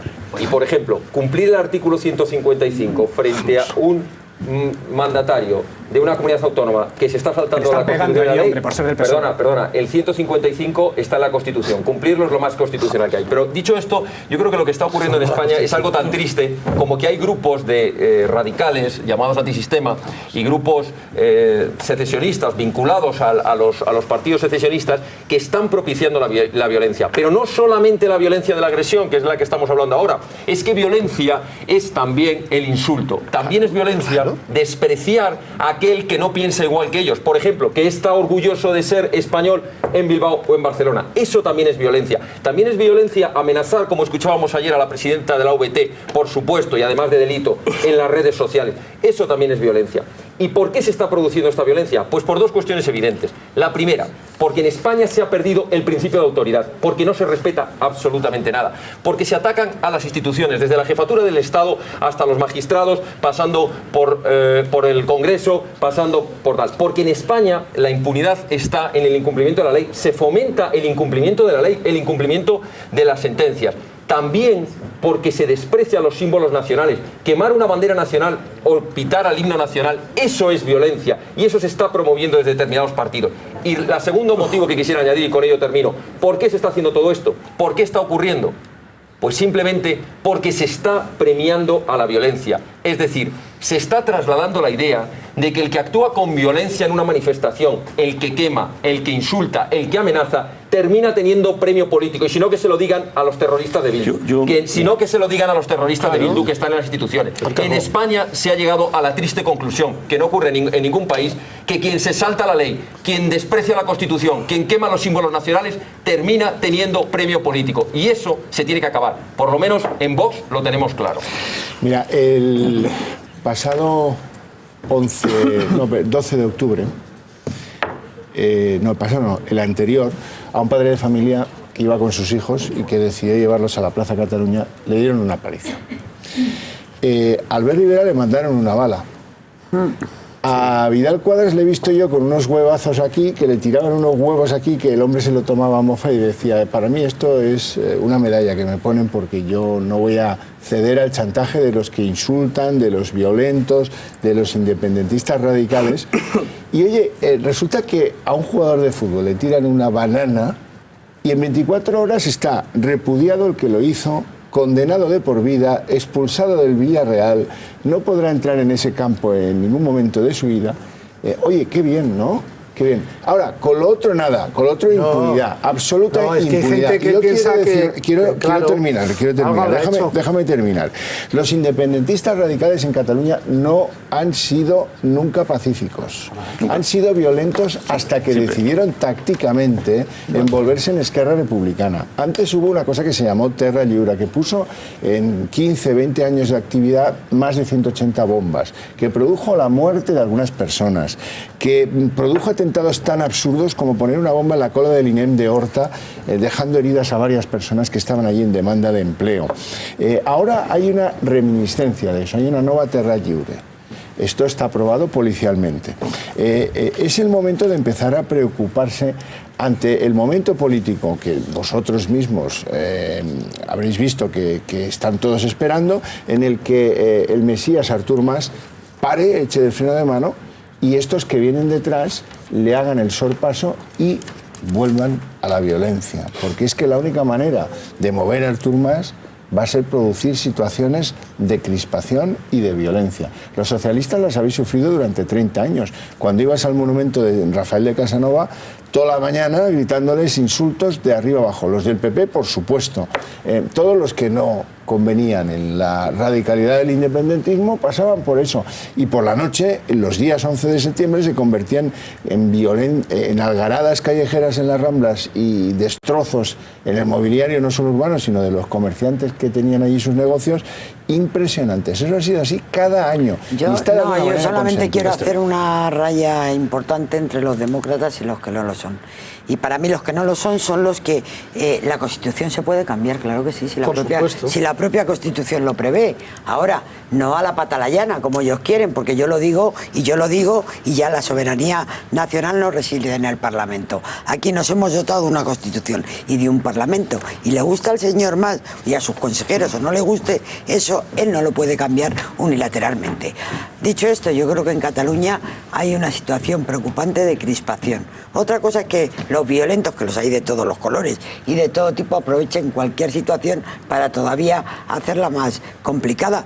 Pero yo creo que no es una cosa menor, y no es tan menor como que yo creo que los dos grandes partidos, más allá de, por hablar del bipartidismo un poco, ese que es posible que baje, pero sí me gustaría decir que los dos grandes partidos en este tema están colaborando.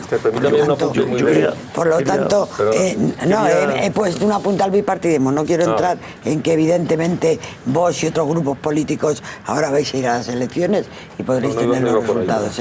Solamente yo no voy a decir que tú estés defendiendo, pues estoy seguro que tú no estás defendiendo, aunque puede haber una interpretación, estás defendiendo a los que han matado. Esto no tengo ninguna duda, Pablo. Pero sí creo que hay un discurso perverso, un planteamiento perverso en tu discurso. Y es que pones en igualdad de condiciones y haces responsables por igual a los secesionistas que quieren ir contra el Estado de Derecho contra los que quieren defender el Estado de Derecho. Ahí está la perversidad. Vamos a ver. Cambiar la Constitución, modificar la Constitución, antes que cualquiera de los partidos que ahora estuvieran, Impulso Social y yo estábamos siempre pidiendo el cambio de la Constitución. Si bien es cierto, un sitio completamente distinto, para blindar más España. ¿De acuerdo? Pero lo estábamos pidiendo. Por lo tanto, cambiar la Constitución es legítimo, es posible. Pero tú has hecho un planteamiento que es que la culpa, y lo has dicho así, que la culpa o la razón de esta tensión, de esta crispación que se está procediendo en Cataluña, es como consecuencia de que hay unos secesionistas contra el Estado de Derecho y otros inmovilistas que no están diciendo nada más que lo que dicen es cumplas el Estado de Derecho. Esa es la perversidad. No estoy justificando, ni quiero por ningún momento que se pueda interpretar que estoy diciendo que justifiques la más mínima agresión contra la gente del Partido Socialista o cualquier otro partido. Pero es verdad que ese planteamiento del Partido Socialista es parte, sin duda, del problema. Porque no es una solución, sino parte del problema. Hoy lo que toca es, hay unos que se quieren separar incumpliendo y violando la ley y el Estado de Derecho, y otros que queremos que persista el Estado de Derecho. Y una vez que haya persistido el Estado de Derecho, ya veremos. Unos somos partidarios, como es el caso de Impulso Social, de terminar con autonomías, de terminar con parlamentos, recentralizar, hacer un Estado pequeño pero muy fuerte, y otros con otras formas. Pero una vez que hemos salvado ese escollo. Mientras tanto, el discurso del Partido Socialista es un discurso absolutamente perverso, porque pones en igualdad de condiciones a unos y a otros. Yo quiero ahondar, es decir, yo lo que he hecho es aplicar el silogismo que tú has aplicado al razonamiento, trasladándolo en el tiempo. Eso es lo que he hecho. Ya sé que obviamente como te conozco suficiente para saber que no apoyas eso, pero el silogismo, el problema es como cuando el ministro de Exteriores es el único que no puede hablar de este tema hoy. Porque en la lógica nacionalista, y yo se lo he dicho al ministro, en la lógica nacionalista, dice, fíjate, somos una nación independiente, que el que habla de este tema es el ministro de Exteriores. Mire, que hable la vicepresidenta, que hable el ministro de Industria, que hable... Y luego al final podrá decir el ministro de Exteriores que es que se quedarán fuera de la Unión Europea porque es el campo que les compete. No, porque hay que entender la lógica del nacionalismo. Y la conducta de los nacionalistas catalanes, de los dos portavoces que han salido hoy, es idéntica a la que tenía el nacionalismo. De unos agitaban el árbol y otros recogían las nueces del nacionalismo vasco, que eran los que nunca consentirían que se derrotara ETA. Aquí yo algunas veces he dicho, ojo, y llevo diciéndolo tiempo, en Cataluña lamentablemente se va a camino de que aparezca un fenómeno terrorista, porque se están poniendo todas las cosas para que suceda. Se está ocultando, que se han detenido comandos. Pero hay una cosa que comandos, hay bombas ya. Que es terrible. Es decir, el otro día el presidente del gobierno en el Senado, contestándole a CiU, pidió imaginación. Imaginación. El presidente del gobierno lo que tiene que decir es cumplimiento de la ley. Porque no puede ser que unos haya imaginación y a los otros nos toque el cumplimiento de la ley. Aquí o cumplimos la ley todos o no la cumple nadie. No solo unos. En la reforma de la Constitucional, que yo la llevo pidiendo tanto como tú más, y cuando la pedía el nacionalismo vasco, que justificaba y decía, es que claro, con esto no puede ser, hay que desbordar el estatuto y los planes Ibarretxe, y es que por eso ETA mata. Decíamos, oiga, que es que el cambio de la Constitución, si se hace, Y hoy, con un 72% de españoles que no votamos esa Constitución porque no teníamos edad, muchos no habían ni nacido. La mamonada esta de las autonomías, el artículo 8, los derechos históricos, el reconocimiento de unas naciones y pueblos distintos entre españoles, ni en broma la aceptan en Cataluña. Yo se lo pregunté al presidente del Instituto del Trabajo si aguantarían una reforma constitucional en el que por una vez todos los españoles, todos, fuéramos iguales ante la ley, porque ni esta Constitución es igual ante la ley. Dijo que eso no les vale a ellos. Con lo cual no es la reforma a la Constitución, es que hay que hacer las leyes que una minoría impone a los españoles. Y eso no puede justificar nada. Vamos a ir terminando. Sí, yo creo sí, que Pablo si tiene nos importa, derecho a contestar y acabaremos con Javier. Sí, Venga. vamos a ver. Defender una reforma constitucional y decir que no es defender el Estado de Derecho, porque el Partido Socialista es el primero que defiende el Estado de Derecho, faltaría más. Es decir, que utilizando los cauces del Estado de Derecho se puede llegar mediante el diálogo a una solución que incluye una modificación de la Constitución. Eso es lo que he dicho yo.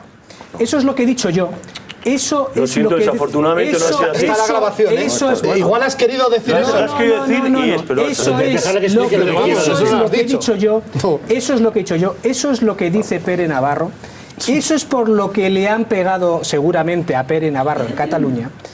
Y esas mismas palabras ha generado aquí en esta mesa una reacción de agresividad que es precisamente el problema que estamos planteando del enfrentamiento. Es decir, que a quien propone una solución, que será buena, que será mala, que será regular, pero que intenta acercar a los dos polos... Dejarme terminar. Pero es otro discurso, ¿eh? Es otro discurso. No, bueno. Está el vídeo. Bueno. Está el vídeo. Está el vídeo de todo lo que me habéis dicho vosotros. Sí, claro, concretamente. Y además pero que sí. Y te lo digo. Que luego lo ha rectificado. No. Que también está el vídeo de lo que me has dicho. El silogismo. Sí, lo ha rectificado. No has dicho eso. Bueno, no he dicho eso. Y esas palabras mías generan. Y es lo que está pasando en Cataluña. Déjame terminar, por Dios. Pero es que estas no han generado eso. Yo os he escuchado. Es que estas no han generado eso. Señor moderador, me van a dejar terminar porque estás falseando la realidad. Pero ¿cómo voy a estar falseando la realidad si estamos viendo lo mismo? A mí tu discurso no me hace generar... Tu discurso no genera a mí ninguna reacción. En este no. Este no. Pero si este es el mismo discurso que el otro. He dicho que hay que modificar el Estado. Lo que ha dicho antes. Pero bueno, yo no puedo terminar porque me han interrumpido. De decir ahora lo que quiera y por favor vamos a ir terminando. Muy brevemente, yo creo que... Sí, Pablo, termina, por favor. No.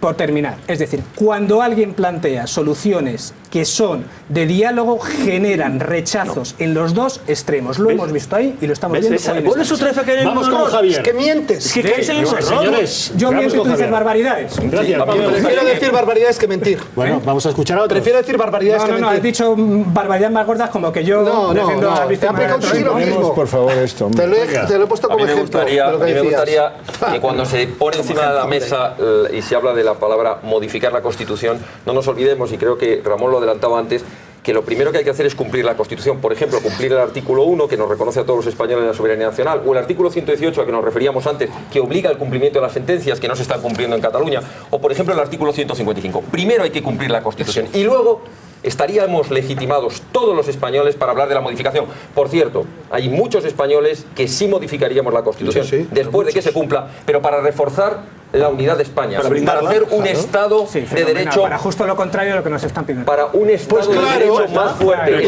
No somos mayoría. Con un enfrentamiento no somos mayoría. Para cada uno tenemos nuestra opinión. Si no te importa, termino.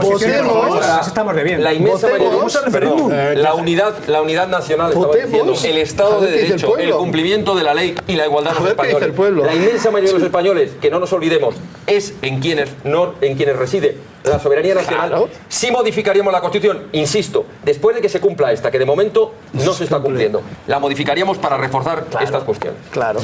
Bueno, hablando de intransigencias, queremos recordarles un episodio que se ha producido y que ya les hemos anunciado que tendríamos ocasión de contestar. La semana pasada, aquí en El Gato al Agua, participó Rafael López Diéguez en nuestra tertulia. Tuvimos ocasión ese día de abordar una noticia que a José Luis Rodríguez Zapatero Zapatero le habían concedido el premio Pluma que otorga la Federación de Asociaciones de Gays, Lesbianas, Bisexuales y Transexuales. Al recibir ese premio, en ese galardón, Zapatero tuvo ocasión de sacar pecho acerca de lo que su gobierno había hecho en favor de los matrimonios homosexuales y vino a argumentar que eso era en realidad auténtica marca España, lo que había hecho su gobierno en favor de los matrimonios homosexuales. Bueno, aquí en la tertulia cada uno expresó su opinión libremente, nadie dijo ninguna barbaridad, simplemente cada uno defendió su punto de vista con mayor o menor vehemencia, pero resulta que ayer un programa de La Sexta que se llama Zapeando decidió mofarse de alguna de las personas que expresó aquí libremente su opinión, en concreto de Rafael López Diéguez.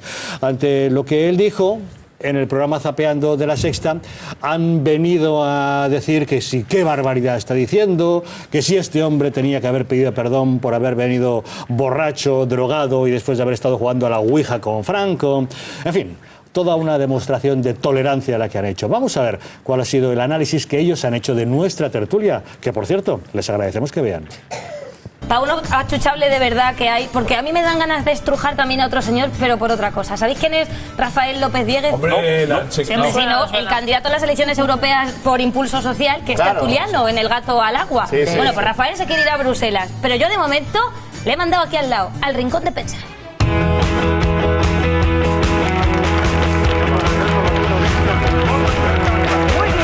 El rincón de pensar. A ver, pasó una cosa. A ver, pues pasó que en El Gato al Agua juntaron en una misma frase matrimonio homosexual y Zapatero. Vamos, eso fue una bomba. Son dos ingredientes que, como los pongas en contacto con Rafael López Diéguez, eso provoca una incontinencia verbal en este señor.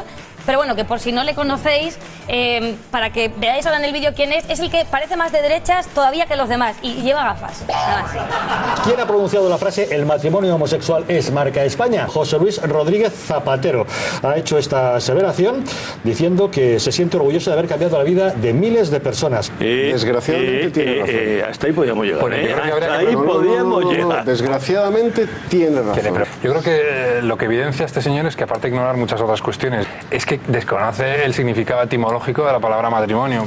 Punto final, a mí me parece que es evidente. Me niego a aceptar que se mezcle la palabra España, o sea, relacione con matrimonio homosexual. O sea, me niego. O sea, pues lo rechazo absolutamente. Claro. Me produce repugnancia, o sea, repugnancia. Dice Zapatero literalmente, dice, España es ahora un país más decente porque respeta los derechos de todos sus ciudadanos con independencia de su identidad sexual. Bueno, no me pongáis nervioso, que soy muy tarde y luego no duermo por la noche. Me sube la tensión. Para mí el ilícito está en la unión homosexual. Bueno, Rafael, como sigas así, nunca te darán el premio Pluma. Tenemos ya en nuestro poder las portadas de los periódicos que encontrarán mañana en sus kioscos. Empezamos por el diario El País. Porque le han interrumpido, que si no, en lugar del rincón de pensar, le tendríamos que haber mandado a comisaría. Pero a mí me da pena que le interrumpan. A lo mejor iba a decir algo que arreglaba todo lo anterior. Hombre, algo que arregle todo lo anterior, como no sea, perdonadme, he venido borracho, drogado y después de jugar a la Ouija con Franco. Está muy bien porque el presentador le dice, se está pasando usted de facha hasta para Intereconomía, ¿no? Sí.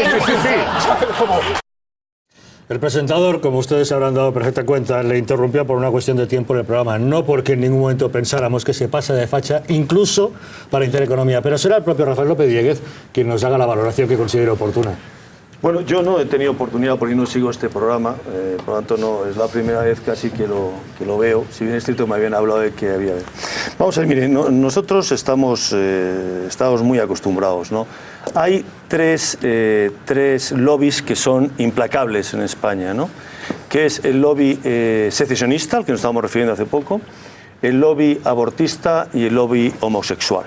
Y además la fuerza de estos lobbies es una fuerza que les viene de su transversalidad. Es verdad, el lobby homosexual tiene representación y apoyos pues en el Partido Socialista, en el Partido Popular, las uniones homosexuales son aceptadas por Ciudadanos, UPyD, Vox, por boca de su presidente, pues también quería que se debe regular las uniones homosexuales, el abortista, pues exactamente el mismo, hay abortistas en el PP, hay abortistas en el Partido Socialista, Ciudadanos lo mantiene, Vox está por ver qué es lo que nos dice esta, por lo tanto, es tremendamente transversal su discurso. Y esta transversalidad les da una fuerza que a los que estamos en contra manifiestamente de esas cuestiones, que somos los únicos, en este caso Impulso Social o yo como secretario general de Alternativa Española, parte de Impulso Social, pues obviamente nos pone en primera línea, porque somos los únicos, o sea, realmente los únicos que nos manifestamos en contra de las uniones homosexuales, absolutamente en contra de las uniones homosexuales, absolutamente en contra de cualquier supuesto de aborto, sea de plazos, sea de supuesto, sea el del PP, sea el del PSOE o de cualquiera, somos nosotros. Y en ese sentido soy consciente que tengo que aceptar este tipo de burlas, sarcasmos y demás. Pero hay un punto, mire, nosotros, y esto venía a cuento, y yo me voy a ratificar, no estoy ni borracho, ni estoy drogado, ni estoy en este momento enajenado momentáneamente, quiero que sean ustedes testigos, me voy a ratificar. Mire usted, me parece una burla a la inteligencia, me causa una gran repulsa, me causa un gran rechazo el que algo tan importante para mí como es España se vincule o se relacione o se haga analógico con algo que para mí es completamente contrario al orden social, antropológico, natural y moral objetivo, que es la unión homosexual. Por lo tanto, desde esa perspectiva, a mí, que España, que entiendo que es un proyecto común, esa España, pues concho, esa España, estamos en mayo, del 2 de mayo, esa España la hispanidad, esa España del proyecto de todos, esa España que realmente es una comunión de intereses en un proyecto común tan bonito, que es una patria en definitiva, que se la relacione con algo como es las uniones homosexuales o los matrimonios, a mí me provoca escándalo, a mí me provoca realmente rechazo y repulsa. Y soy digno y tengo el derecho a hacerlo. Que estos programas después se tengan que mofar, reír, burlarse, bueno, yo creo que en estas cosas esta gente se descalifica, porque tener que vivir de un programa de estas características siempre me ha parecido una verdadera pena. O sea, me ha dado verdadera pena. Yo creo que realmente el que tiene que tener un cierto grado de drogadicción o de alcoholismo es el que sigue estos programas o el que oye estos programas o el que patrocina estos programas. Gracias, Rafael López Diéguez, y evidentemente un saludo a los compañeros del programa Zapeando de La Sexta por esa fidelidad que tienen viendo nuestro programa. Vamos con más asuntos. Hoy ha tomado posesión en su nuevo cargo de ministra de Agricultura Isabel García Tejerina. En su toma de posesión, lógicamente, ha estado presente su antecesor Miguel Arias Cañete, quien ha tenido un cariñoso recuerdo para su equipo, amplio equipo de colaboradores en el ministerio. Agradecimientos a todo el equipo de mi secretaría, liderado por Carmen, que ha ejercido de jefa de secretarías y de madre y de muchas más cosas durante este tiempo, a Elena, Pilar, Marimer, Cristina y Lourdes, a mis conductores Carlos y Jesús, que como siempre salía tarde tenían que hacer esfuerzos para que llegáramos a tiempo, a la portería mayor, que siempre estaban hasta altas horas, porque en este ministerio se sale tardísimo siempre, a José Luis, Marisa, Tina y Lucila, a la secretaría de la directora de gabinete, a Yolanda, a Olga, a Antonia y Miguel Ángel, a mis escoltas, Ramiro, Álvaro, Jorge, Manuel, Jesús, Alba, Pedro, Laura y Gonzalo, a las niñas de la cafetería, Trini y Celia, a los ordenanzas, Carmen, Monse, Vicente y Valentín, a prensa, que ha tenido un papel muy complicado, porque yo cuando contraté a Jesús Mellado y lo fiché, le dije que yo lo que quería era no salir en medios de comunicación y él se empeñaba que saliéramos en medios de comunicación. 26, 27, 20... Me he perdido contando a cuántos colaboradores ha mencionado. Es que no podemos dar un corte tan largo, pero esto seguía. Y cuando ha hablado la ministra y ha dicho, bueno, muchas gracias a todos y tal, ha vuelto a coger el micrófono porque se había olvidado de dos. Bueno, esto es tremendo. Secretarios, conductores, asesores, camareras, gabinetes, escoltas. Lo de los escoltas, me recordaba a los que se saben la alineación, Amancio Gento. Es tremendo, tremendo. Este hombre, ¿cuántos ministros tenemos? 16, ¿no? Este hombre, ¿qué es? ¿El faraón Amenhotep? ¿Cuántos tiene allí paneaguados? Luego lo ha contado, dice, todos me han servido muy bien. Cuando yo iba a los sitios llevaba el tema muy bien estudiado, con unos informes fantásticos con los que he vacilado cantidad allá por donde he pasado. Las secretarias, ¿se han fijado ustedes lo de las secretarias? Pero vamos, es que ni en los mejores ballets tienen un elenco de secretarias como lo que maneja un ministro en España. Es una cosa sorprendente. Todo esto ha contribuido a deslucir y mucho, y yo lo lamento porque me parece una buena ministra, una persona de un perfil técnico que anima mucho, porque cuando los técnicos están acostumbrados a que siempre les meten por arriba un ministro que viene de la política, del partido, es amigo del presidente, de esas cosas, y cuando llega alguno a la cima, al Everest, en este caso Isabel García Tejerina, pues yo me alegro, porque además una señora de capacidad técnica parece que sobradísima y que conoce bien los mimbres del ministerio. Espero que reduzca la corte de la faraona ahora, solo pido eso. Bueno, en fin, y por completar el panorama de la jornada, debemos hacernos eco del rifirrafe de Sorayas al que hoy hemos asistido en el Congreso de los Diputados. Soraya Rodríguez, la portavoz socialista, ha acusado a varios miembros del Partido Popular de cobrar dinero en B, sobresueldos, y en concreto ha remitido contra la otra Soraya, la vicepresidenta del Gobierno, Sáenz de Santamaría, de la que ha dicho que cobra nada menos que 600.000 euros al mes en sueldos B. Lógicamente, a Soraya Sáenz de Santamaría no le ha hecho ninguna gracia esa acusación, y en los pasillos, fuera de micrófonos y no ante las cámaras, ha dicho ante los periodistas que en mi puta vida he cobrado un sobresueldo. Vamos a ver cómo ha sido el rifirrafe en la Cámara. Sí, señora vicepresidenta, el que se ha dado cuenta que no se podía ser ministro y candidato era el señor Cañete, que efectivamente hoy no está en el banco azul porque ha huido de esta sesión de control. Para no tener que explicar por qué ocultó a esta Cámara las relaciones que tenían sus empresas con las administraciones públicas y por qué ha mentido de forma clara al decir que de las empresas de las que era presidente, siendo diputado y ministro, no tenían ningún contrato con la administración pública. Mire, señora vicepresidenta, yo ya he encontrado uno, Petrologis Canarias, boletín oficial, contrato con el Cabildo de Gran Canaria. Mentirosos, un gobierno de mentirosos. Señora vicepresidenta, tiene usted que explicar, ya que no ha venido el señor Arias Cañete, si se ha inhibido en decisiones del Consejo de Ministros que afectaban a sus negocios privados. Y si no lo ha hecho, ¿por qué usted se lo ha permitido? Le ha permitido, señor presidente, ser un lobista privilegiado que de vez en cuando se paseaba por el Consejo de Ministros. Claro que tienen ustedes que dar explicaciones. Señora Rodríguez, si quiere hablar de dos sueldos públicos, hablamos de la cesantía que estuvo usted cobrando y que pagaba mi ministerio durante los primeros años de cese de gobierno. Portavoz y cesantía hasta que la eliminó un gobierno del Partido Popular. Señora Rodríguez, mire, me llama mucho la atención la fina sensibilidad que tienen ustedes respecto de las ruedas de prensa del Consejo de Ministros ahora y la mala memoria que tienen respecto de lo que hacían entonces, que como no hacían reformas ni tenían resultados, sistemáticamente todos los portavoces del Gobierno socialista se dedicaban los viernes a hacer lo que hace usted todos los miércoles. Indecentes, imprudentes, mentirosos, desleales, burdos, cicateros, oportunistas políticos, ruines y más elaborados, francotiradores de la política e insumisos del Estado de Derecho. Esta es su labor de oposición, señora Rodríguez. ¿No sabe usted hacer otra cosa?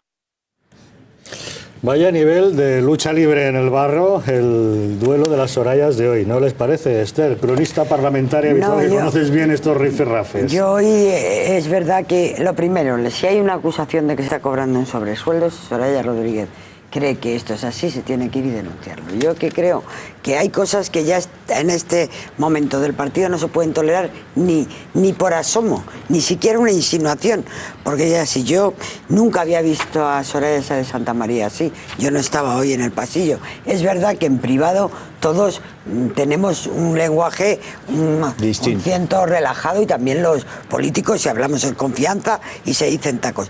Yo nunca he visto a la vicepresidenta decir un taco en privado, jamás. Por lo tanto, supongo que le ha dolido mucho esto, porque claro, ya que dice que es falso y que para eso hay que demostrarlo. Por lo tanto, ha sido un punto más allá en los rifirrafes habituales, que oye, y a mí no me extraña nada, porque en el Parlamento está bien que haya... ¿Tú crees, Esther, que obedece al ambiente de precampaña que se está viviendo, el tratar de afilar un poquito más el rifirrafe? Ya, pero mira, con la corrupción no se juega, Javier, de verdad. Yo, si esto es así, si Soraya Rodríguez tiene constancia de que esto es así, tiene que ir y denunciarlo, porque ni en campaña, ni fuera de campaña, campaña. Antes no sé quién hablabais de los políticos, a mí no sé en qué momento de la tertulia.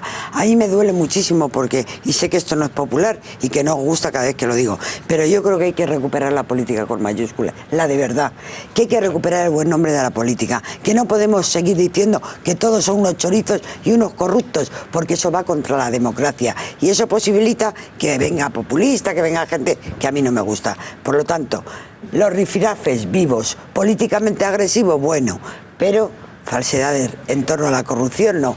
Yo no sé si esto es cierto o no lo es. Por lo tanto, no lo por matizar digo. lo que ha hecho Soraya, pero quería al hilo de lo que dice Esther sobre reivindicar la política con mayúsculas. Yo estoy de acuerdo y además pasa algo más. Es decir, cuando se generaliza y se dice que todos los políticos son malos, cuando eso no es cierto, como pasa ahora, y hay algunos políticos buenos, en un primer momento hay políticos buenos, pero lo que acaba pasando es que esos políticos buenos no ven reconocida su honestidad y se acaban marchando. Si lo malo es cuando la acusación de corrupción es de uno a otro, sí. El y tú más, el yo veo la viga pero tú la paja nada, Sí. En fin, este tono insoportable para los sobre ciudadanos. todo las generalizaciones, es decir, esas generalizaciones de todos, ¿no? En cuanto a lo concreto de lo que ha dicho la Soraya del PSOE a la Soraya del PP. En realidad, lo que le ha dicho ella, que yo creo que lo ha aclarado después en una rueda de prensa, cuando ha hablado de sobresueldos, no se refería a sobresueldos en B, es decir, de los de la caja esa de Bárcenas que está en el juicio, sino que se refería a sobresueldos. Pero lo dice, ¿eh? Dice sobresueldos en B, no dice sobresueldos en B. Sí, que yo he creído escuchar que dice sobresueldos en B, que es el asunto. Yo lo que he leído es que se estaba refiriendo a los sobresueldos que paga el Partido Popular, porque además de los de B están los de A, digamos. O sea, hay dos tipos de... Ahora tendremos ocasión de escuchar más opiniones al respecto en la mesa. Antes nos interesa, ya saben, escuchar las suyas. Respecto a qué asuntos de los que hoy hemos abordado nos están contando cosas, Beatriz. Pues sobre todo dos en concreto, de Rafael López Diéguez y de Cataluña. Vamos a leer algunos. Sobre Rafael López Diéguez dice un espectador: yo tampoco quiero que se asocie a España con el matrimonio homosexual. Estoy con Rafael López Diéguez. Y otro espectador, bueno, le echaba un poco de regañina y dice: señor Diéguez, no meta usted a Vox en el grupo de abortistas. Vox decidirá en democracia su posición ante el aborto y sin duda alguna se va a sorprender. Yo he dicho que están decidiendo qué van a hacer, lo cual me sorprende que a esta altura estén diciendo. Y yo he sido testigo de que ha habido un candidato, el cuarto en la lista, el otro día en una tertulia en ICADE, que yo participé, donde el señor González Quirós dijo que él sería partidario, él a título personal, de despenalizar supuestos del aborto. Eso lo he presenciado yo, bueno, lo he tenido aquí al lado. Contestado a este espectador, seguimos. Enhorabuena por defender el orden natural, la familia, la vida. Muchas gracias, Rafael López Diéguez. Inasequible a los ataques y a las burlas. Y mensajes también sobre Cataluña. Nos dice una espectadora: ¿por qué el PSOE pide una reforma de la Constitución, pero en el sentido de apaciguar a los separatistas, privilegiándolos? Pablo, le dice una espectadora a Pablo Nieto: la izquierda española es la que más ha contribuido a esa posición tomada por los políticos en Cataluña. Mientras que otro dice: bueno, y la derecha no se aleja tanto de esa postura de la izquierda española con tantos guiños y concesiones a los nacionalistas. Bueno, pues ahora mismo volvemos. Ya saben que tenemos que ahondar en esta crispación en el duelo de Soraya. Hemos de saber cómo vienen los periódicos mañana y también, para cerrar, tenemos un bonito vídeo. ¿Saben ustedes cómo se lo toma un hombre cuando se entera que va a ser abuelo? Tendrán ocasión de verlo. Hasta ahora mismo. El rifirrafe entre Sorayas que hemos vivido hoy en el Congreso es el tema que ocupa los últimos minutos de nuestro gato. Vamos a hacer una rápida ronda de opiniones al respecto. Pablo, nos estabas hablando tú al respecto. Sí, solo por aclararlo, porque ya he visto exactamente qué es decir, ella lo que ha sido no decir que estaba cobrando del dinero B, sino decir que gracias a ese dinero B el Partido Popular tenía dinero y por tanto de la A le pagaba. Es decir, ese ha sido un poco el hilo de la explicación de Soraya, y solo por aclararlo porque ha surgido la duda antes. Javier Ortega. Sí, dos cuestiones. Una, en cuanto a lo de Soraya, creo que es una muestra, ese rifirafe, en el pésimo nivel parlamentario que tenemos en España. También es una clara muestra del distanciamiento entre los políticos y la sociedad, que están siempre a las cuestiones que no nos importan a nadie. Y quisiera hacer una contestación a esta alusión que ha hecho López Díez, porque realmente, aun siendo verdad que hay un candidato que ha manifestado, y además ha sido honrado al decirlo en un debate público, que él a título personal, cada uno a título personal puede tener la opinión que quiera, pero que no le quede ninguna duda a ningún espectador que Vox ha defendido en su manifiesto. La total y absoluta defensa de la vida, la total y absoluta defensa del no nacido. Todas las políticas que vayan a favorecer la vida en contra del aborto. Por tanto, no podemos utilizar de una manera un tanto torcidera, sacar a unos comentarios personales de un candidato para decir que en el partido político. Por tanto, nuestro apoyo en las leyes será para favorecer a las madres en el aspecto económico, etcétera, etcétera. Es decir, defensa de la vida y en ningún caso apuesta por el aborto. Queda claro, don Román, ¿querías decir algo acerca del rifirrafe de las ollas? Sí, que es un debate pueril y que a los ciudadanos les aleja más de los políticos. Yo creo que no es bueno ese tipo de debates entre políticos en este momento, y además creo que sería muy bueno que ningún partido político, sindicato ni organización empresarial recibiera dinero público alguno que no fuera el que saliera de los propios militantes, para que así cada uno se lo pueda gastar como quiera, pero como es el dinero de todos, necesita una verificación mayor. Rafael. Sí, Soraya, para mí no es Soraya Rodríguez la que tiene que ir a los tribunales, sino Soraya Sáenz de Santa María es la que tiene que ir a los tribunales, porque la acusación que se le ha hecho es una acusación muy grave y que hay que ir a los tribunales. Por último, solamente, discúlpame, Javier, no es así. El señor Santiago Abascal, el día de la presentación, también lo hizo esas referencias, y ustedes a estas alturas lo que no es digno es que no se hayan manifestado y lo dejen ustedes para otoño. Bueno, yo creo que les ha quedado claro. Rafael López Díez ha explicado una cosa que pasó, en la que una persona de Vox dijo una cosa, el representante de Vox que hoy nos acompaña, Javier Ortega, ha explicado cuál es la postura oficial del partido, con lo cual creo que no hay debate posible, ha quedado perfectamente aclarado. Y ahora sí, momento de saber quién es hoy quien se lleva el gato al agua. Beatriz, sácanos de dudas. Pues no queremos que se emocione tanto como este abuelo que acabamos de ver, pero el gato de esta noche es para Román Cendoya. Román tienes que llorar. Cendoya. Enhorabuena por eso y por la victoria de tu Madrid, Román. Exacto. Teníamos muy contentos porque íbamos 0-3. Rafael López Díaz, gracias, buenas noches. Román Cendoya, Esther Esteban, Javier Ortega y Pablo Neto, muchas gracias. Orcajo, nos vamos. Será esta mañana. Mañana volvemos en el gato al agua. Buenas noches.